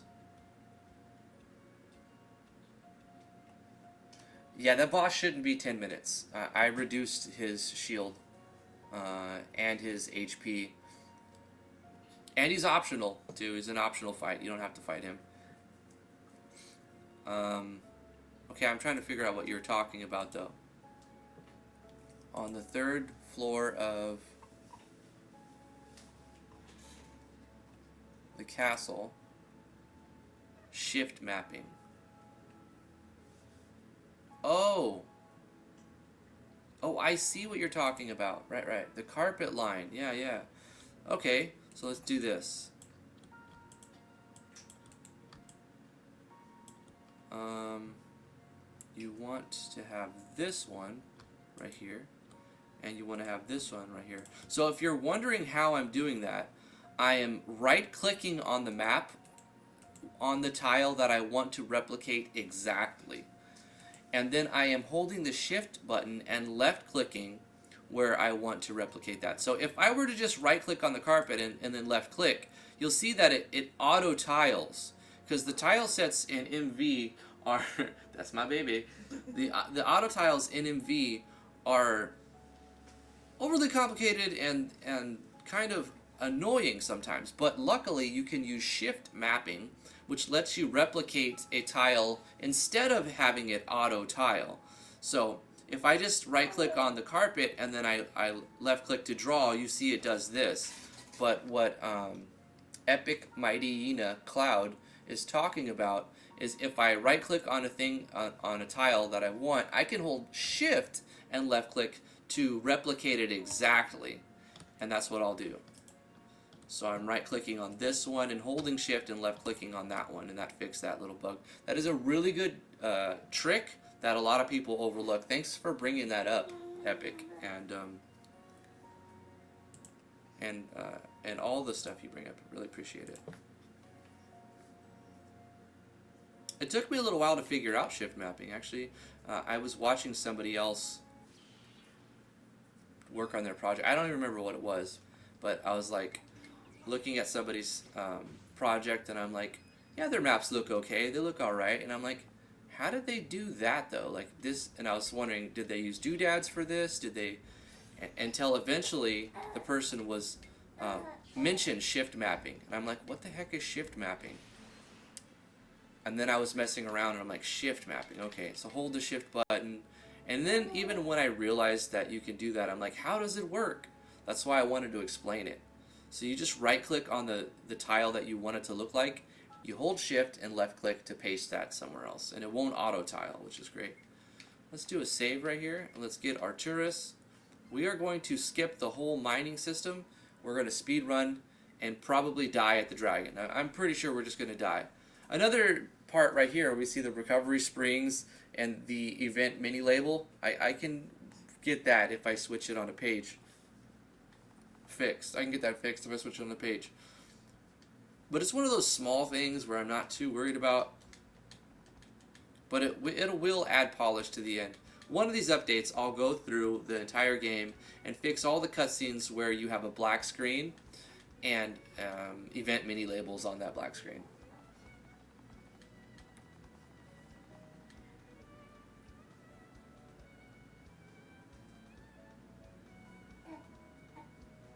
Do you know of any good videos on parallax mapping? I need to touch up on that again. I haven't done it. Well, I don't really like parallax mapping very much because it's too resource intensive and MV's not optimized to handle larger parallaxes. But you can make some stunning looking stuff with parallax mapping, so there is some value to doing that. I think there are some good tutorials out there. Echo has some good tutorials on parallax mapping, but also, what's that other female YouTuber? She had like maybe she has more now, like 5,000 subs. Fallen Lorelei.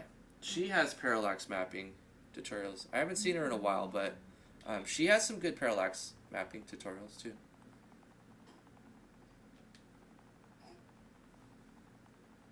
Hey Drifty, you should make a list of the plugins you have. I have no clue how you make the Driftwood Legacy look so good.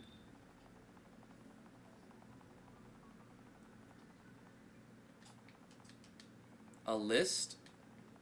Dynamic dudes? I can just show you my plugins. Let me do that real quick. More isn't better. I mean, you want to use plugins when you need them for something, but more isn't always better. I would definitely recommend you use plugins. I don't think it's smart, honestly, when I see people, I'm going to make an RPG, but I'm not going to use any plugins. I'm like, well, you can do that, but you're going to struggle to do some basic things that some simple plugins can fix for you immediately. The upside to doing that is you don't have to invest the time in learning them, because every plugin, you'll have to learn how to use it, unless it's a plug and play, and even then sometimes they have, like, you have to do plugin commands when you want to activate it, and maybe a script call when you want to turn it on or turn it off or toggle a feature. So every plugin you add will come with a little bit of extra stuff. It's like, I want to learn how to do all these things. They've all got their little manual. You have to read their little manual on how to do those things. So just starting from the beginning and throwing 50 plugins in is a bad idea. I recommend add one plugin, look at the parameters, scroll through the help file, see what that does, test your game with that single plugin, and then if it runs and you see that it doesn't crash your game, it doesn't cause a problem, move on to the next plugin.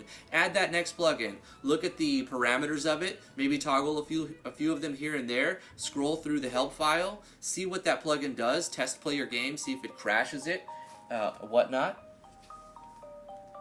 Excuse me, I have to take this. Hello. I'm doing well. How are you doing?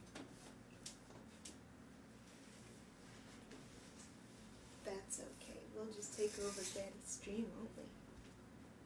Say bye to everyone. Say hi. Yeah, about another 12 minutes, we're going to be down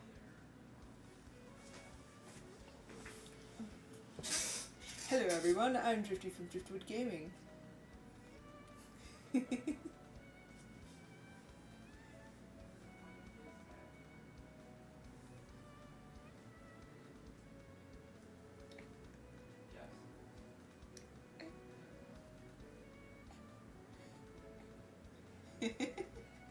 Yeah, Drift T. It's been one person all along. Who knew? You say hi, baby?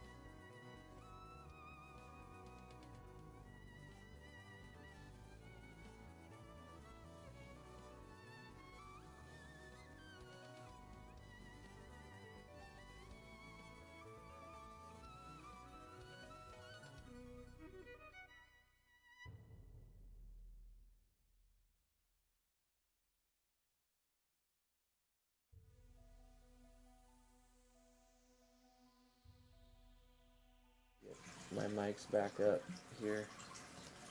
I don't know how my volume levels are now, but it'll be fine. Sorry about that, guys. I had to take that call. It has to do with my flight information and getting my flight and everything settled for when we go to New York City again. I was waiting on that call, and so it looks like we might have a flight paid for us through Angel Flight, but it's not for sure yet. So that's good. We already have the hotel booked for the next appointment, which will be on the 12th. So I mentioned this earlier. I'm going to be not able to stream on the 11th, the 12th, and the 13th because I'll be in New York City for cancer treatment. And so that was the flight call. But for those of you who sticked around, thank you so much. And we'll continue. I think I was talking about my plugins, and I was saying that more isn't always better. Just add a plugin, test it, and see if it, look through the help file and check the parameters out. And then if it works in your project and you don't crash or have any bugs, move on to the next plugin. And then by the time you get all the plugins you need, you should have like 50 or so, probably. But anyway, here's the plugins I'm using in the Legend of Driftwood. Who asked about it? Dynamic Dudes? I'm using the core engine, the core update optimizations for desktop, basic parameter control, class change core. You don't even need all of these, and I'm not even like fully using all of these. Extra parameter formulas, I am using these. Main menu manager is nice. The message core is pretty much, I'd recommend at least the core engine, main menu manager, and the message core. Those are really great. Extended message pack save core is nice. The special parameter formula, I'm using this one to change the special parameters. Battle engine core, highly recommend. Also with the action sequence packs, I would definitely grab these. I'm using a CTB in this one, but I'm using Olivia's battle engine, the Octopath Traveler, and Natural Explorers. So I wouldn't say one is better than the other. Well, I do actually say the Octopath Battler system is probably better. But for this game, I'm keeping it CTB because it's just an older game and it's built around it already. So there's several different battle systems you can use, and you just pick one, and see what you like better. Animated SV enemies is great. It makes the enemies look like they're moving and stretching and breathing. Visual HP gauge is good so the player can see how far they are in the battle, if the enemy that they're hitting if they're dealing any damage at all, if it's about to die. That sort of information is really useful to the player, and I think it helps the player stay engaged a little bit. Like, if I see that I did 10%, then I know I can kill this boss in like 10 hits approximately. Absorption barrier is for that shield regen that we saw in the boss. It's also used in Knight's Valor. It adds like temporary hit points, kind of. If you play D&D, it's like a temporary hit point thing, but it's on top of the HP. Also, it's represented in the battle, the graphical. It has a graphical representation. And it's like if your HP is yellow, then it has like this purple bar that starts from the right and goes to the left, which is kind of cool. The Battle AI Core, I'm using this for some of the boss fights. I'm using this in the first optional boss fight against the General Gez, where if you kill one of his henchmen, he summons another. If you kill two of his henchmen, he summons another henchman. And that he'll keep doing that a number of times. So you can make special conditions for boss fights. It's a good one. Keep in mind the Battle AI Core plugin sometimes shows up as a virus. Like, I remember my Windows 10 Defender thing popping up saying that this is a harmful and malicious plugin and it can damage your computer, and it automatically deleted it. So I had to make an exception for the Battle AI Core. Battle status window is great. I like it. Buff States Core, highly underrated and super powerful plugin. I highly recommend the Buff States Core. Damage Core is great to expand the damage, to create damage caps. If you don't want your attacks to deal over 9,999, you can do that. Or if you want them to be capped at 10, you can do that. Whatever you want them to cap at, you can make it doesn't just set a cap. It does so much more than that. You can set your own caps, and you can make gear that changes the caps and multiply things. It works well with armor scaling and critical control. Armor scaling is good. It's a great way to balance your fights so that your enemies don't do 0 damage and then they do 1,000,000 damage.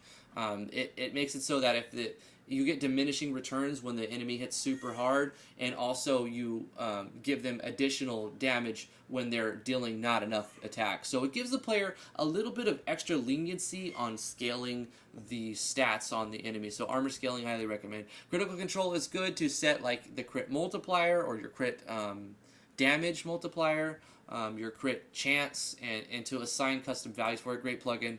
Extra enemy drops is a must-have if you have a lot of items in your game. Otherwise, enemies can only drop up to 3 things unless you do conditionals and items that drop at like loot boxes. You can still get around not having it and make your enemies drop multiple items, but you'd have to make an item that, when consumed, pulls items from a random amount, or that gives like 3 items when you use it, so that you get that item and then the player uses it and then they get 3 items, whatever. It's just easier to put a little note tag in your enemy's note box and use extra enemy drops. Hit accuracy is a good way to control if you notice that you're getting a lot of miss, and something's like, it's annoying, right, when the player keeps missing constantly. So you can change the values in here so that you either never miss or you miss even more. I don't know if you'd want to do that. It'd be more frustrating, but it lets you control the accuracy, obviously. Lifesteal is a good plugin because there's no way to just make it so, besides the damage formula where it says there's not a lot, there's very limited functionality inside of the skills. You see where it says HP damage, you can say HP drain or MP drain, but it doesn't do you don't have very many options when it comes to that sort of thing. So the Lifesteal plugin gives you lots of different ways to do this.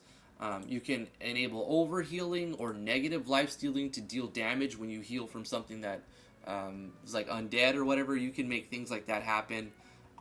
So a lot of cool things can happen with the Lifesteal plugin. The target core is great because in a lot of games you need to target your own characters. Case in point, you're controlling 3 characters and you're fighting some enemies, and one of the enemies, like a Lamia or something, confuses or taunts one of your characters so that it entices one of your characters, and they're fascinated, right? They're charmed. And the only thing that will make them snap out of it is getting hit with a physical attack. But what if your enemies only deal magic attacks? Your characters are going to be confused and charmed until they randomly hit themselves.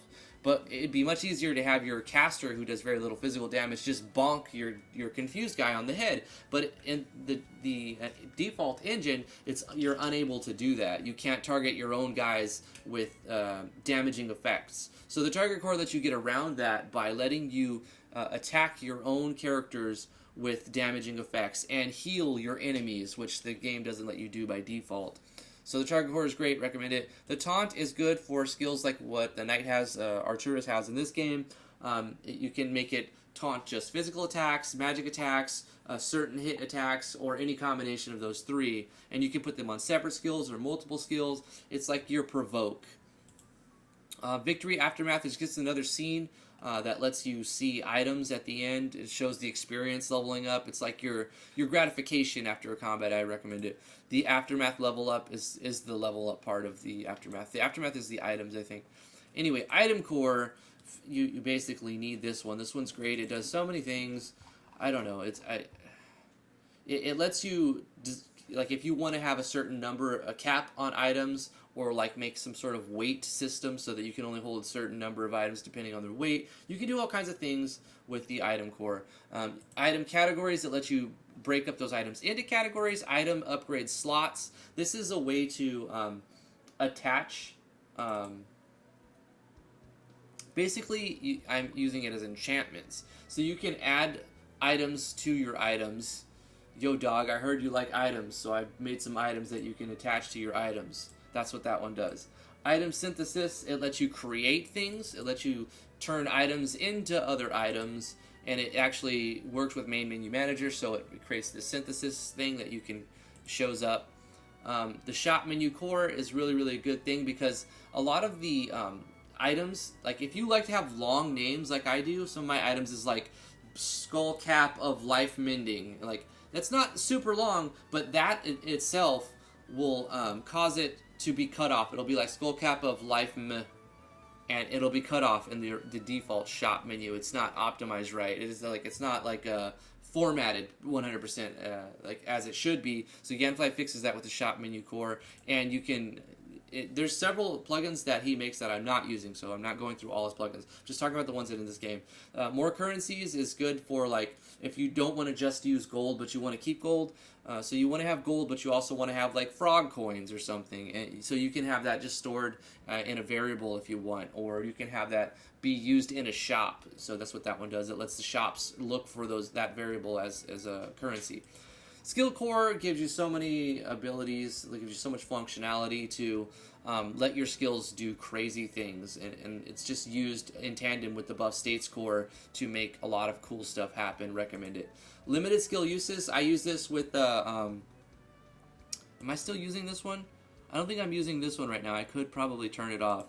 But it basically limits the amount of times you can do a skill in one combat. Skill cooldowns, I'm using this with like the poison skill. So like when you cast a skill, you may not be able to do it for a certain number of turns. Why would you want this? Well, say you make this really, really strong spell, but it's stronger than all the other spells. So why would you ever use your weaker spells, right? So this lets you, so you have to make a decision. Do you want to just not give the player this awesome skill you made because it's too strong, or do you want to make it not strong and then it's the same as the other skill? How do you balance that? Well, this plugin gives you the ability to balance that because you can make it so that you can only use this skill once every 5 turns or once every 10 turns. It's an arbitrary number, but you can decide.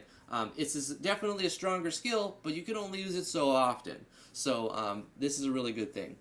Good plugin. Skills cost items. I'm using this with Lydia's mix ability. You have to use a tonic and an Athelis root to smack those together and heal the party for fully healed. And it's really, really strong skills, but they take items like the ninja does in the Final Fantasy series, Final Fantasy 11.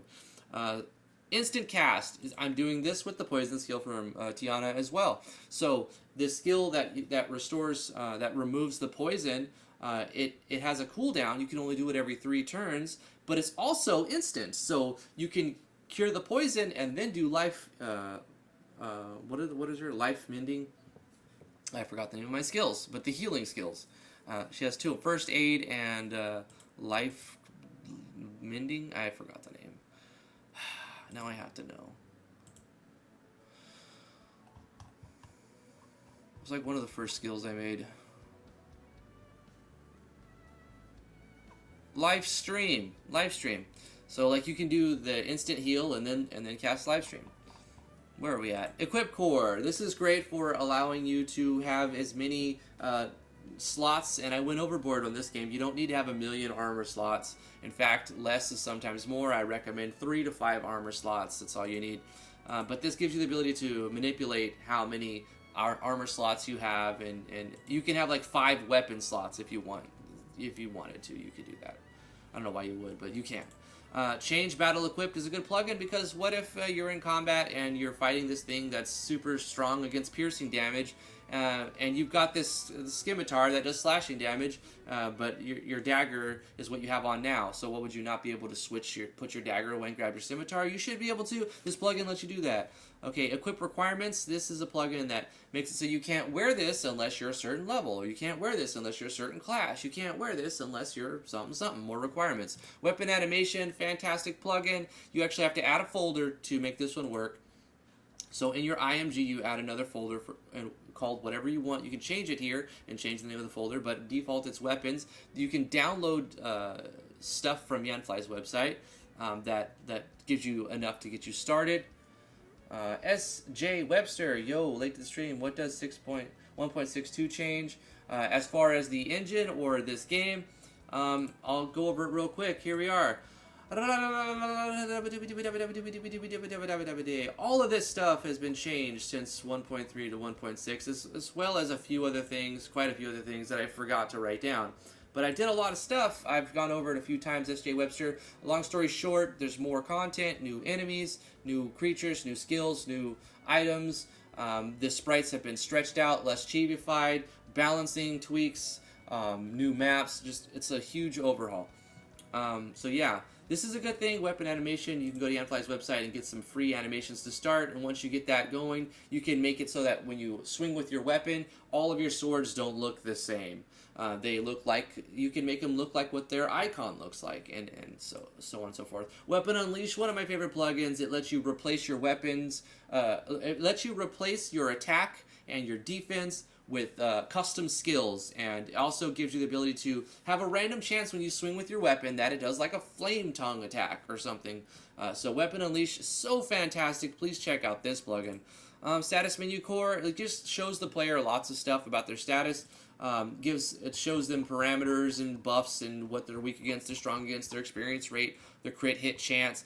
Sometimes the players want to know this. I do personally. I like having it because I want to see if I put on a piece of gear and it says this, and I look at my parameters. Did it actually do what it says, or is that a bug? Or anyway, Status Menu Core is really good. Actor variables, it lets you have custom variables that you can show. I'm using this to show like the levels of my mining and levels of my farming skill, and what level my bard is with his Threnities, and what level the bard is at with his etude skills, and it just shows more stats to the player. Battle statistics, what does this do? I forgot. It's a plug-and-play plugin. All battle information will be recorded in the Battle Statistics tab. Oh, okay. This is more like status. This is part of the status core, obviously, because it's got the. It requires a status menu core. So any plugin that has an X means it's dependent on another plugin. This shows you more information: how many times you attacked, how much damage you inflict, how many times the characters died, etc., etc. It's on. It's passively being used, and I don't think about it. It's just there for the player to look at to see. Oh, this character's died 25 times. I wonder, but this character's only died once. Arturus is OP. We know this.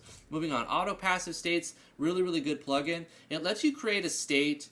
Or multiple states that are always on or always off. So say you want to give a piece of armor, whenever you're wearing this armor, you have this immolation effect. So you make the skill, you make the state, or you make the state that has the immolation effect with the buff states core, however you want to do it, and then whenever you equip that armor, you always have that state on you. So when you get hit, the player burns, or the attacker burns, or whatever you want to do. Say it's the armor of empowerment. When you're wearing this, it gives you a state that enhances the.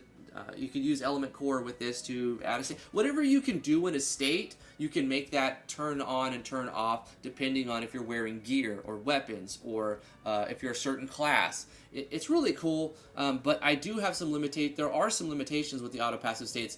Keep the number of auto passive states to a minimum, because I tried to do a system that was I tried to replicate something in Final Fantasy XI that basically let you have double attack bonus, triple attack bonus, quadruple attack bonus, evasion bonus, and so I was stacking like 15, 20 passive states on each character, and I noticed some lag. This was in 1.4, so it may have been optimized further, especially with the desktop optimization plugin from Yanfly. However, from my last testing, when I did some extensive testing, auto passive states can cause some lag if you stack them too high. So be careful how many you stack, and I would keep them down to no more than two or three per character. 5 might be okay too.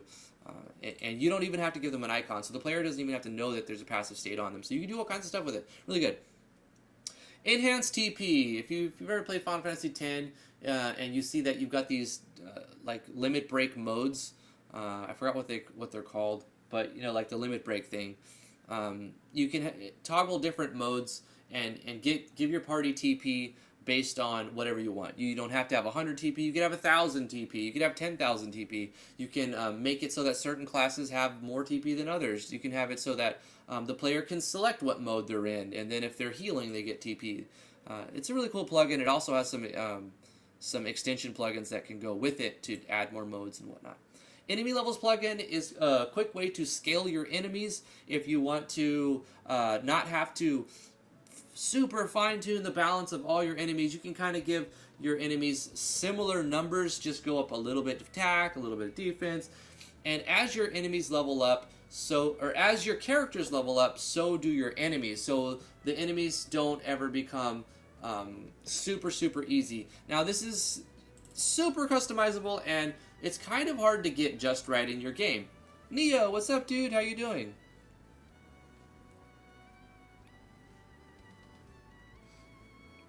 You could have a boss currency in your game for the side bosses. Defeat the side boss, boss coin, use boss coin to buy special items.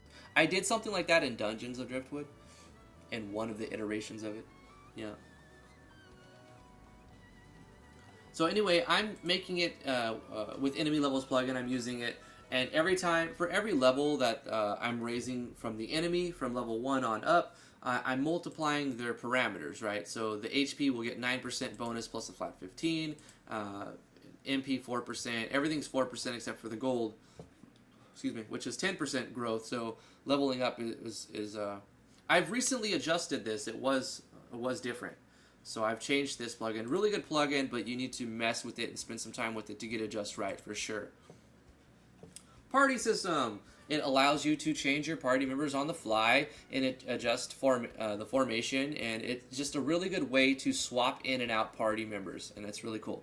Steal Snatch plugin lets you steal items from people and steal items from your targets, your enemies, but you also have to create the items for that to be a thing and put note tags on all your enemies. So this plugin comes along with a lot of work if you want it to actually be used effectively. Move Route Core is great for moving your characters around. Doing if you're having scenes where you talk to a character, but you can talk to. If you have a scene where you can talk to an NPC that starts a move route, but you can talk to that NPC from the top or bottom or more than one spot, this eliminates the need to have a conditional branch that checks to see if you're facing right, to see if you talk to them from the left side, or if you talk to them from the top to see if your character's facing down. The Move Route Core, highly recommended if you're doing lots of animated cutscenes where your characters are moving around and stuff, because you can just do a move route script. You do the movement route, and then you call a script call that you type in move to : space, and you type in the X and the Y location, and you don't have to go move up, move up, move up, move up, down, move down, turn left, face right, blah blah blah blah blah, and meticulously plan that. And it's extremely valuable. Why? Well, because of what I just said, but also if you don't check skip if cannot move, which can bork it if you needed to move in a specific way, when you try to move into a wall, the game will lock up and freeze. So this plugin helps you get around all of that stuff. FPS sync option, another plugin I use, I recommend it. If there was an issue, it might still be around. I haven't noticed it in a while, which is cool. That had to do with higher refresh rate monitors. So if you had a 120 or 144 hertz monitor like I do, when you look at a game and you play a game for a while there in 1.4, 1.5, maybe even 1.3, it would run at 144 frames per second instead of being stuck at 60, so everything would be super lightning fast. You'd run around the map, and there was no balancing around it before this plugin, except going into your options and changing the refresh rate on your monitor to go back to 60 hertz. That was the only fix. So now you don't have to go back and change the refresh rate on your monitor every time you want to play an RPG Maker game. If you use FPS sync option, you can toggle this on or off, and it speeds up some people's games and it slows down some people's games when it needs to be slowed down. If the game is running at 144 on a 144 hertz monitor, then it'll cap it down to 60 so that it runs properly. And if it's running too slow, it will try to speed it up as well. So the sync option is a fantastic plugin. I'm glad that Yanfly made it, and it saved me a lot of headaches when playing through people's games. Base troop events is a good plugin if you want all of your troop events to have the same, like say you have an intro where you get into a battle and you want the camera to look at the enemies and then go look at the players. I think that's a lot of padding. I don't really do it very much, but I see the appeal to it. That's kind of cool sometimes. You get a dynamic, it looks more dynamic, but it makes me dizzy. But some people like it, so it's fine. You can turn it on and make it so that you have an auto run event that happens at the beginning of every battle, and then the camera can go and look at the enemies and go and look at your party and then zoom out. And then you don't have to copy paste that. You just put it in one troop, and you set the value to whatever. We just set by one to default, and then you make the camera sequence a single time, and then it's just on all of them.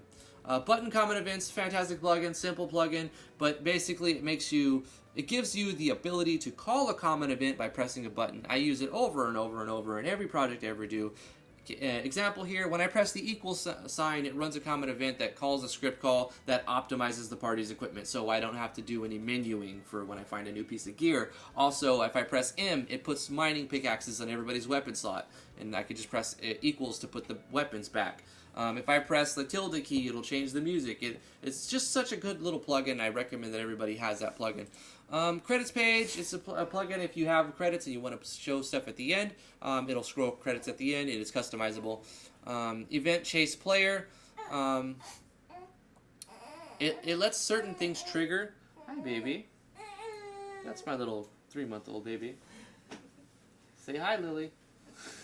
Hi, Lily. Oh, now she's silent. Event chess player, it lets certain events trigger if you're within proximity. Event mini label, it shows text above events if you want to. I like this for putting the name of the map you're about to go to on a transfer event so you can see where the transfers are. It's a really cool plugin. External links lets you link to your website or your Patreon or whatever you want with a link in the game. Gab window, it's like show text, but it doesn't stop the game from happening. It doesn't stop the game from doing things, so you see an icon on the top left and it shows stuff. It's a cool little plugin. Map gold window, very simple. It shows your gold in a window, and you can toggle it on or off however you want to do it.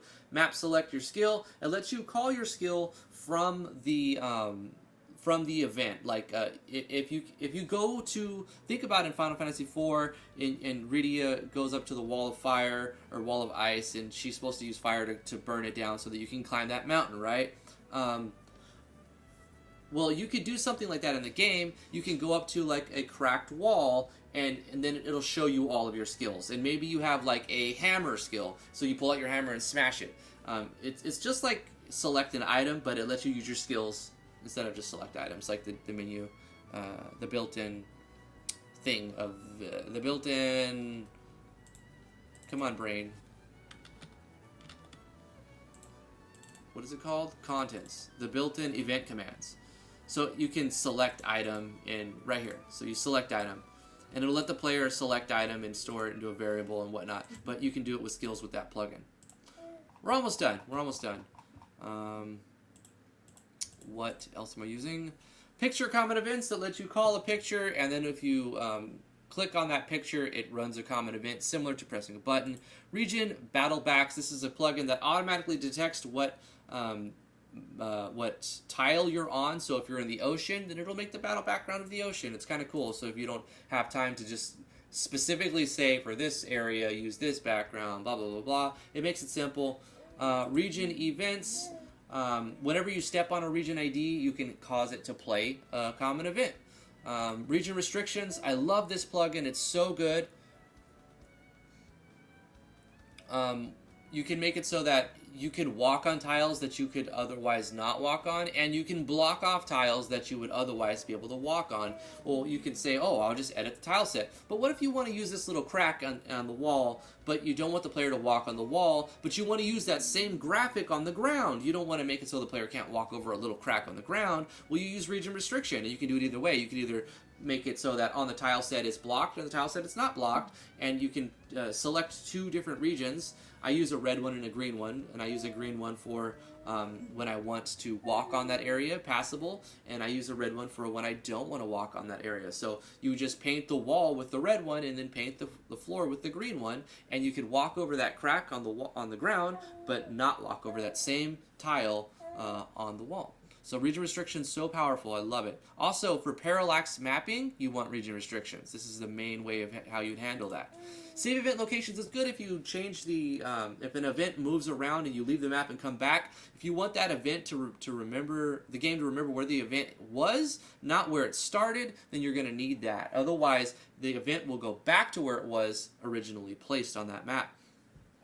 Segmented gauges is really cool. Hi, honey.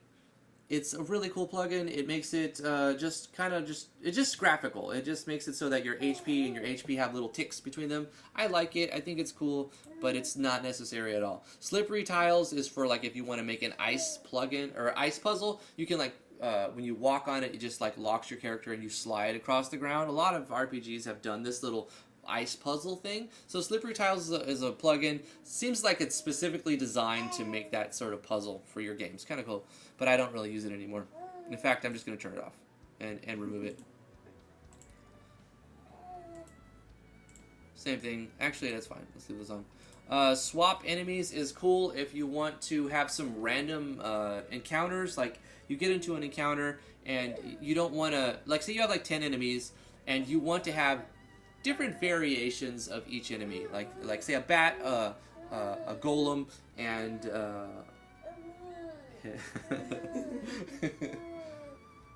Are you talking too? Oh my gosh, he's so adorable, guys. Sorry.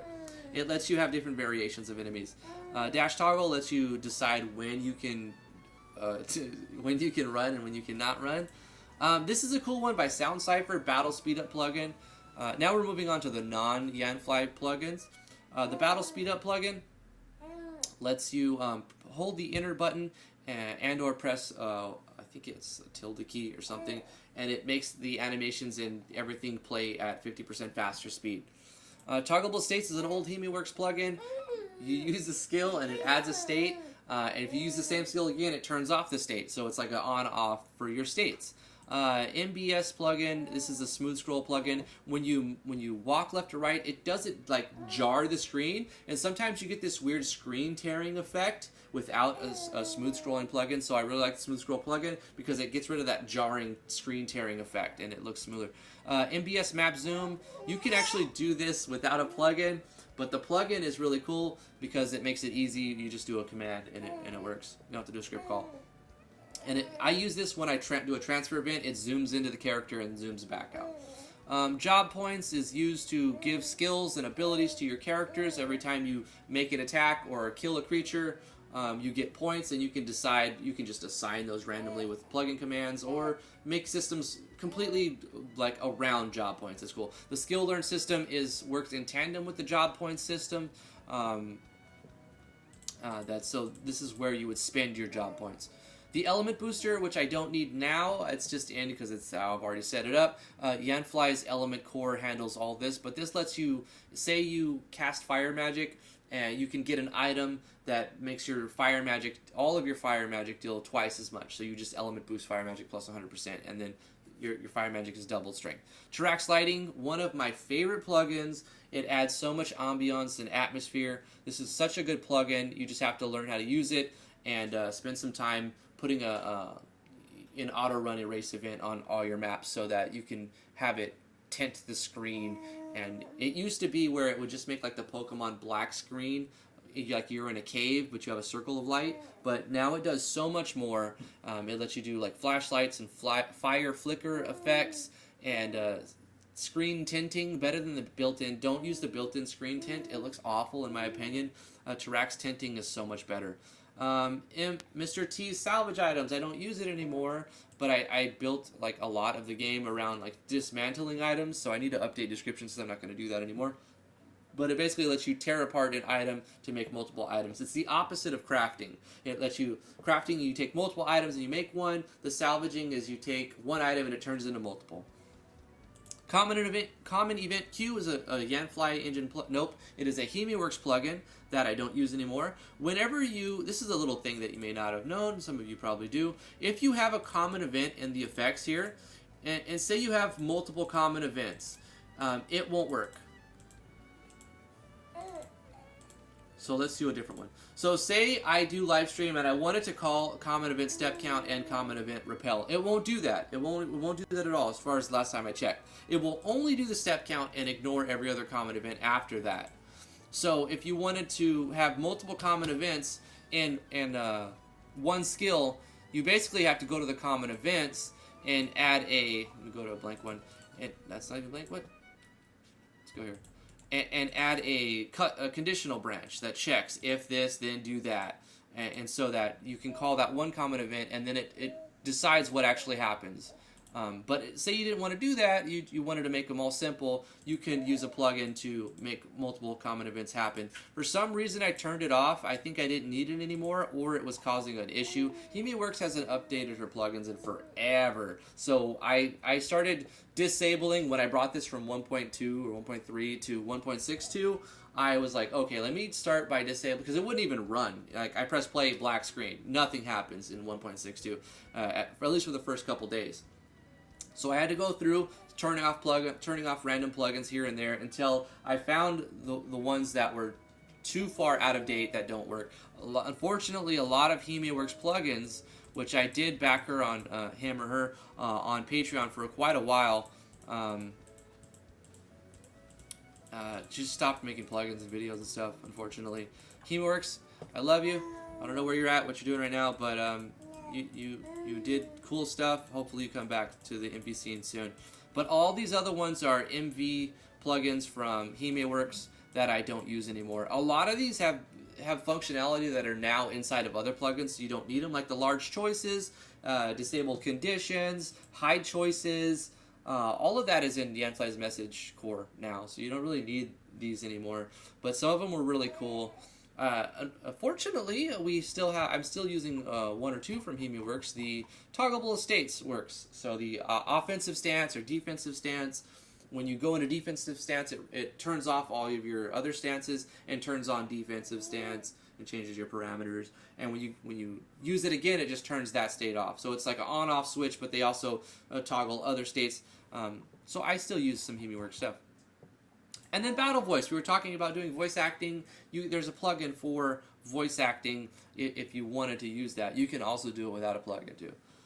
But yeah, so there's all the plugins that I'm using in this game. Unfortunately, that runs us out of time. I did a ton of talking, and I think that was a good question. Hopefully you found a plugin or two that you like that you want to use. Shout out to Yanfly for all the cool plugins. And thank you guys all for coming to the live stream. I'm going to end it here. We didn't finish the playthrough.